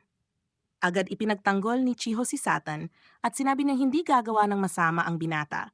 Ngunit nababahala si Suzuno na kapag nakakuha ng tiwala ang Demon Lord ay tatalikod siya at ipagkakanulo ang mundo. Hindi sa ngayon si Emmy dahil ang promosyon ni Satan sa trabaho ay hindi nangangahulugang sasakupin niya ang mundo. Nanindigan pa rin si Suzuno na kailangang alisin ang Demon Lord at gustong burahin ang alaala ni Chiho, ngunit tumutol siya dahil napakahirap para sa kanya ang makilala ang lahat. Sinabi ni Suzuno na ginagamit lamang ni Satan ang damdamin ni Chiho upang bawasan ang kanilang fighting spirit. Ngunit para kay Chiho si Satan ay isang mabait na tao at bukod doon hindi pa nila direktang nakalaban ang Demon Lord kaya hindi nila siya naintindihan. Gumugol ng pagsisikap si Satan upang maibalik ang nasirang gusali at palaging tinutulungan si Chiho sa trabaho, kaya inisip niyang ang Demon Lord na nangunguna ng mga hukbo upang sakupin ang mundo ay tiyak na may dahilan. Sinabi ni Amy na gusto niyang maging masaya ang lahat kaya hindi niya kayang panoorin si Chiho na masaktan at ayaw din niyang magsakripisyo para tanggapin ang kinalabasan. Naniniwala pa rin si Suzuno na kailangan ang karapat-dapat na sakripisyo, gayunpaman si Amy bilang isang bayani ang makakagawa nito. Nang malaman niya na ayaw pa ni Amy na alisin ang Demon Lord, kinailangan niyang umalis. Pagkatapos sinisi ni Chiho ang sarili sa pagsasalita ng masakit kay Suzuno, kaya pinalakas ng loob ni Amy ang kaibigan. Bigla silang inatake, ngunit sa kabutihang palad binuhat ni Amy si Chiho at nailigtas siya sa oras. Agad niyang inilabas ang kanyang banal na espada upang lumaban, ngunit siya ay napunta sa dehado. Inalis ng kalaban ang kanyang maskara at muling untake kay Amy na naging dahilan upang mawalan ng bisa ang banal na espada dahil taglay ni Mitsuki ang kapangyarihan ng Fallen Evil Eye Light na nangingibabaw sa gumagamit ng banal na kagamitan. Inalis ni Mitsuki ang kanyang balabal at ibinunyag ang tunay na pagkakilanlan bilang Holy Serial. Ang kanyang pakay ay bawiin ang banal na espada ni Emi. Sa mga salitang iyon siya ay tinamaan at napako sa pader na naging dahilan ng pagkawala ng banal na espada. Nakita ni Chiho na ipinagkanulo ni Suzuno si Emi at labis siyang nadismaya, kaya napilitan si Suzuno na bigyan siya ng tiket sa malalim na pagtulog. Sa oras na ito nakatanggap si Satan ng tawag mula sa ina ni Chiho na nagsasabing hindi pa siya nakauwi kaya tinanong niya si Lucifer. Ngunit wala ring alam ang lalaking ito. Gayunpaman natuklasan ni Lucifer sa kanyang pagsasaliksik na wala sa talaan ng empleyado si Mitsuki. Tiningnan ng binata ang mapa at nakita si Suzuno na gumagalaw ng napakabilis papunta sa City Hall, kaya agad niyang kinuha ang kanyang kabayong pandigma upang sagipin si Chiho. Samantala sa ospital nagising na si Oba. Nakahiga roon si Alciel na nagsisisi sa perang ginastos para sa gamot ng dumating ang nurse at agad niyang tinanong kung magagamit ang kanyang National Health Insurance Card. Sinabi ng nurse na hindi dapat siya mag-alala at idadagdag pa ng isang bag ng gamot, ngunit tumanggi ang binata at lumabas kung saan nakita niya ang isang walang malay na pulis. Biglang lumitaw si Oba, tinamaan si Alciel at kinuha ang kanyang insurance card. Sa oras na ito pinahihirapan ni Mitsuki si Emi upang ipilit na ibigay niya ang banal na espada, ngunit hindi niya ito maisakatuparan at naniniwala siyang tinatanggihan siya ng espada. Sinabi ni Emi kay Mitsuki na palayain si Chiho, ngunit tumanggi siya dahil nais niyang pag-aralan kung paano naapektuhan ng kapangyarihan ng Demon Lord ang mga tao at mahal pa rin niya si Satan kahit alam niyang siya ay Demon Lord. Sinermuna ni Emi si Mitsuki bilang manyakis kaya siya ay nabaliw at mas marahas na umatake. Kasabay nito nakasakay si Satan at bumangga sa isang barrier. Napagtanto ni Mitsuki na naroon siya kaya inutusan si Suzuno na asikasuhin ang Demon Lord. Sinabi ni Emi na kahit alisin sila ni Satan, hindi pa rin magbabago ang Entei Isla kumpara sa dati. Dumating si Suzuno. Sinabi ni Mitsuki na siya ang magiging patunay ng kanyang matuwid na gawain. Kaya umalis si Suzuno, ngunit sa kaibuturan ng kanyang puso, umaasa siyang tutulungan siya ni Satan dahil ayaw niyang may magsakripisyo. Kagagamit pa lamang ni Satan ng magic power upang sirain ang barrier nang lumitaw si Suzuno at pinatag ang kanyang bisikleta. Agad na umiyak ang binata na parang aso at humiling kay Suzuno na bilhan siya ng bagong bisikleta. Wala siyang pakialam at patuloy na umatake, kaya humingi ng pahintulot si Satan na huminto ng 5 segundo upang hubarin ang kang uniforme sa trabaho dahil kung masira ito wala siyang perang ipambayad. Nabaliw si Suzuno at lumikha ng ipo-ipo na nagpalipad sa kanyang damit. Matagal nang nakilala ni Satan ang pagkakakilanlan ni Suzuno dahil walang ibang magtitiis na mag-alaga ng isang bungkos ng mga lalaki tulad nila. Inisip ni Satan na nagbago si Suzuno, ngunit ang kinalabasan ay gaya pa rin ni Oba. Sinabi niyang ginagawa niya ang lahat upang makamit ang layunin na walang pinag-iba sa mga demonyo at tinanong kung hindi ba siya nahihiya na idinamay sina Emi at Chiho. Agad pinagsasaksak ni Suzuno ang Demon Lord, ngunit nagamit na niya lahat ng kanyang magic power at hindi na makalaban. Sinabi ni Suzuno na hindi kayang talunin ng Demon Lord si Sariel dahil mas malapit sa buwan, mas lalo siyang lumalakas. Gayunpaman hindi iwanan ni Satan ang kanyang mga tauhan. Alam din ng binata na nais talagang talunin ni Suzuno si Sariel at nang marinig ito mula sa Demon Lord, nagpasya rin siyang tulungan sila. Kasabay nito, lumapit si Oba upang hingin ang tulong ni Lucifer kapalit ng pagbabalik niya sa langit. Dahil tumanggi si Emi na ibigay ang banal na espada binalak ni Sariel, nakunin ito mula sa kanyang katawan. Agad siyang minura ni Chiho bilang babaero, kaya tinuliksa ni Sariel si Emi bilang flat screen at sinabing pag-aralan niya ang buong katawan ni Chiho. Pareho nila siyang nilait ng todo. Binalaan ni Emi si Sariel na kapag hinawakan niya si Chiho, hindi siya palalampasin ng Demon Lord dahil palagi niyang pinoprotektahan ang kanyang mga tauhan ng buong buo. Hindi naniwala si Sariel na matatalian ng Demon Lord sa mga prinsipyong umiiral sa mundong ito. Gayunman nagkamali siya dahil kaagad lumitaw si Satan. Sinabi ni Sariel na ang Celestial Silver ay pinagmumulan ng mas mainam na harp at ito ay mahalagang bagay ng langit, kaya hindi pwedeng angkinin ng isang bayani. Hindi iyon pinansin ni Satan at ang gusto lamang ay singilin siya sa pagpapaiyak kay Chiho. Natuwa si Chiho, ngunit agad na nalamigan nang malaman niyang pinoprotektahan lamang siya bilang subordinate. Tumawa si Sariel dahil sa mahina umanong katawan ni Satan at sunod-sunod ang kanyang pag-atake, ngunit buong tapang na idineklara ni Satan na hindi siya matatalo, kaya lalong nagtawanan si Sariel at lumipad malapit sa buwan upang dagdagan ng lakas.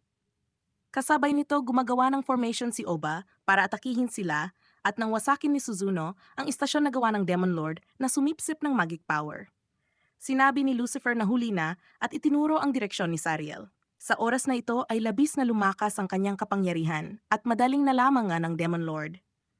Nagiba ang kulay ng langit na nagdulot ng takot at pagkataranta sa lahat, kaya nakarecover ng kapangyarihan sina Alciel at ang Demon Lord.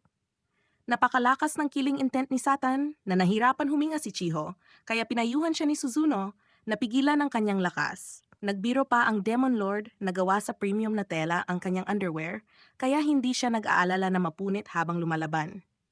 Pinakawalan niya si Emi at hiniling kay Suzuno na alagaan sila. Humingi rin siya ng paumanhin kay Chiho at nangakong ipapaliwanag ang lahat kalaunan. Pinagalitan siya ni Sariel dahil baliw siyang nakipagtulungan sa Demon Lord, kaya maring sumagot si Suzuno na pinapataw lamang niya ang huwad na kapayapaan sa mga tao. Nagdudulot ng kaguluhan sa ibang mundo at pinagtataksilan ang mga dapat protektahan.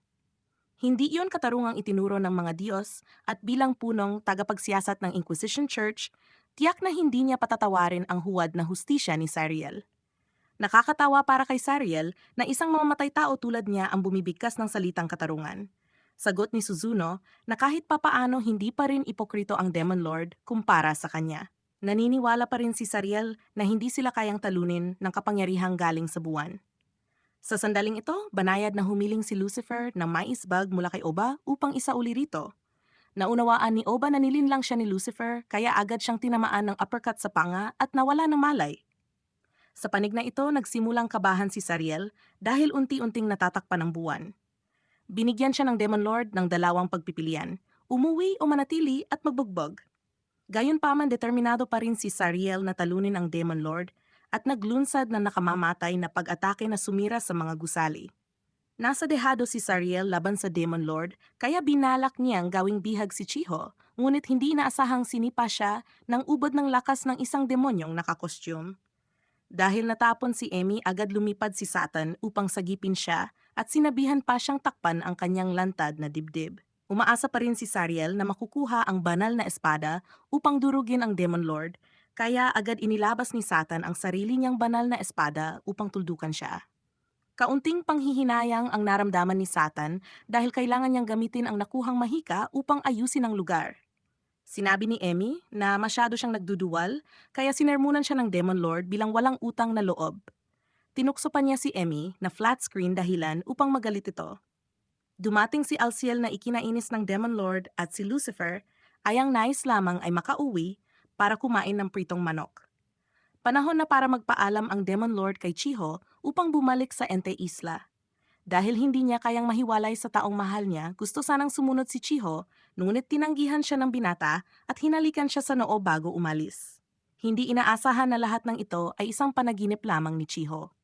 Nang dumating siya sa trabaho, ikinuwento niya ito kay Satan at naalala ang halik sa noo. Ngunit wala nang sapat na mahika si Satan upang makabalik ron dahil ginamit niya ito kahapon upang ayusin ang mga gusali at buksan ang portal na nagbalik kay Sariel sa Ente Isla. Biglang tinanong ni Kisaki si Satan tungkol sa kanya na naglabas ng walis sa tindahan at hindi na bumalik. Hindi inaasahang lumitaw si Suzuno at sinabing iniligtas siya nito. Dahil sa kawalang ginagawa at pagiging pilyo naglagay ng tracking devices si Lucifer kina Suzuno at Emmy, na labis na ikinagalit ni Alciel dahil laging magastos ang binata. Ipinaliwanag ni Suzuno kay Kisaki na sinusundan sila ng isang manyak at iniligtas sila ni Satan. Sumali rin si Chiho upang magpaliwanag kaya napilitan ang boss na maniwala. Biglang, isang empleyado ang nakadiskubre kay Sariel na nakahiga sa loob ng refrigerator. Inisip ni Suzuno na tumugon ang punong kawayan sa mahika at lumikha ng portal, kaya naroon siya. Pagkagising ni Sariel, agad siyang nabighani sa kagandahan ni Kisaki at naniwalang sila ang Romeo at Juliet ng mundo ng fast food. Tinangka niyang bastusin si Kisaki, kaya agad siyang binugbog ng babae. Habang nagtatrabaho si Emmy, nakita niya ang Demon Lord na nagdedeklara na nasakop na niya ang Hasakaga at susunod ay Greenland. Ngunit iyon ay panaginip lamang. Habang nagbibihis, pinayuhan ni Rika si Emmy na isang tabi ang galit kay Satan. Sinabi niya na marami pa silang dapat ayusin dahil pinatay nito ang kanyang ama at winasak ang kanyang nayon at hindi niya alam kung kailan magbabago si Satan. Sa panaginip na iyon, pumunta si Emmy sa bahay ng Demon Lord at nakita niyang pinapakain nito ni Suzuno na labis na ikinagselos ni Chiho at tinanong si Satan kung kaninong luto ang mas gusto niya. Sinabi niyang kapag pareho silang nagluluto, makakatipid sila ng gastos. Biglang dumating si Alciel upang humingi ng permiso na makapagpahinga sandali mula sa Demon Lord. Nang makauwi si Emmy, ikinuwento niya ito kay Amada na inisip na nagsasawa na si Alciel sa masikip na kastilyo ng Demon Lord. Sa oras na iyon, gusto lamang ng binata na makausap ng pribado si Satan, kaya kinailangan nilang umalis. Naging kahina-hinala si Alciel kay Emmy, kaya hiniling niya sa kaibigan na mag-imbestiga kung may kakaiba sa Nainityala. Habang nagtatago sa ulan na alala ni Emmy, ang unang pagkikita nila ni Satan. Nag-alala si Chiho na baka bumalik siya sa Ente Isla, gaya sa panaginip, kaya sinabi ni Emmy na may masamang panaginip din siya, ngunit habang narito siya hindi niya hahayaan na maging malungkot si Chiho. Kinabukasan nakita ni Emmy ang maraming package na idinideliver sa bahay ni Satan, kaya inakala niya mga bagay iyon mula sa Demon Realm. Pagkatapos nagulat si Amada kay Emmy na walang kakaiba sa Ente Isla at nagreklamo pa na tumaba siya na ikinagalit ni Emmy dahil wala iyong kinalaman sa kanya. Binigyan ni Sariel si Kisaki ng mga rosas at nagpakilala ng kanyang pag-ibig, ngunit agad siyang pinagalitan ng malakas ng babae.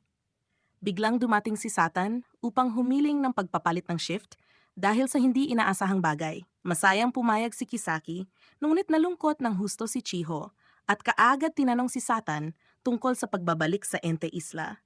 Ipinaliwanag niya na wala na siyang sapat na mahika upang makabalik doon at ang dahilan ng pagpapalit ng shift ay hindi niya pwedeng sabihin. Kinabukasan sinundan ni na Emmy at Chiho si Satan at nakita siyang nagtatrabaho sa isang construction site.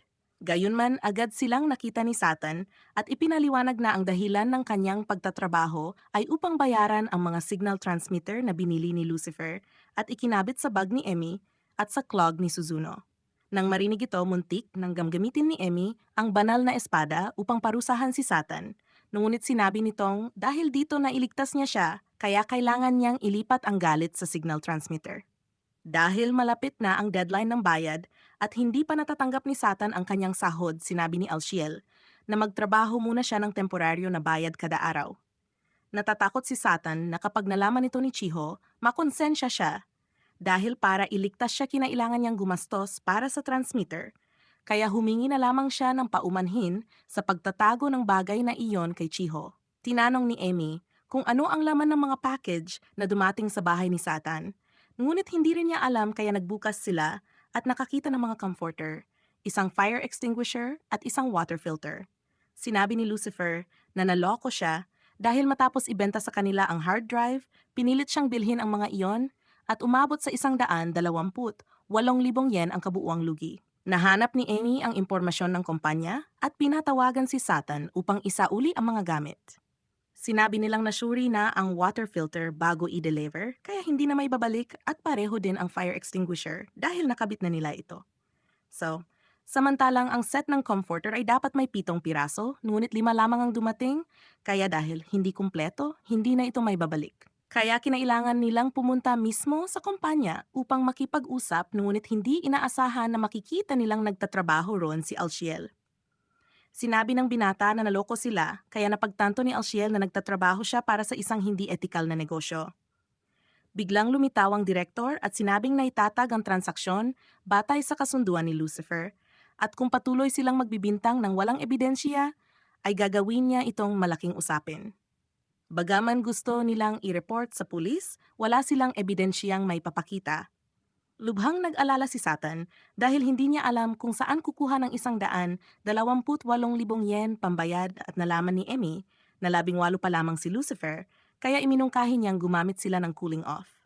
Sinabi nila na kapag menor de edad ang lumagda sa kontrata ng transaksyon na lumalagpas sa limitasyon ng halagang pinapahintulutan, kinakailangan ang pahintulot ng guardian, kaya si Demon Lord ang magiging paksa ng cooling off. Pagkatapos kinailangan ng pulang buhok na isauli ang mga gamit na ikinatuwa ni Satan at ngumiti ng ngiti ng isang nagwagi. Hindi makapaniwala si Alciel na tinulungan sila ni Emmy, kaya naisip ni Satan na balang araw magiging miyembro rin siya ng grupo ng Demon Lord. Sa mga salitang iyon, umorder sila ng pagkain at pagkatapos ay umuwi si Satan sa ulan. Habang nakahinto sa pulang ilaw, lumapit si Emmy at iniabot kay Satan ang isang payong bilang kabayaran sa payong na itinapon niya dati.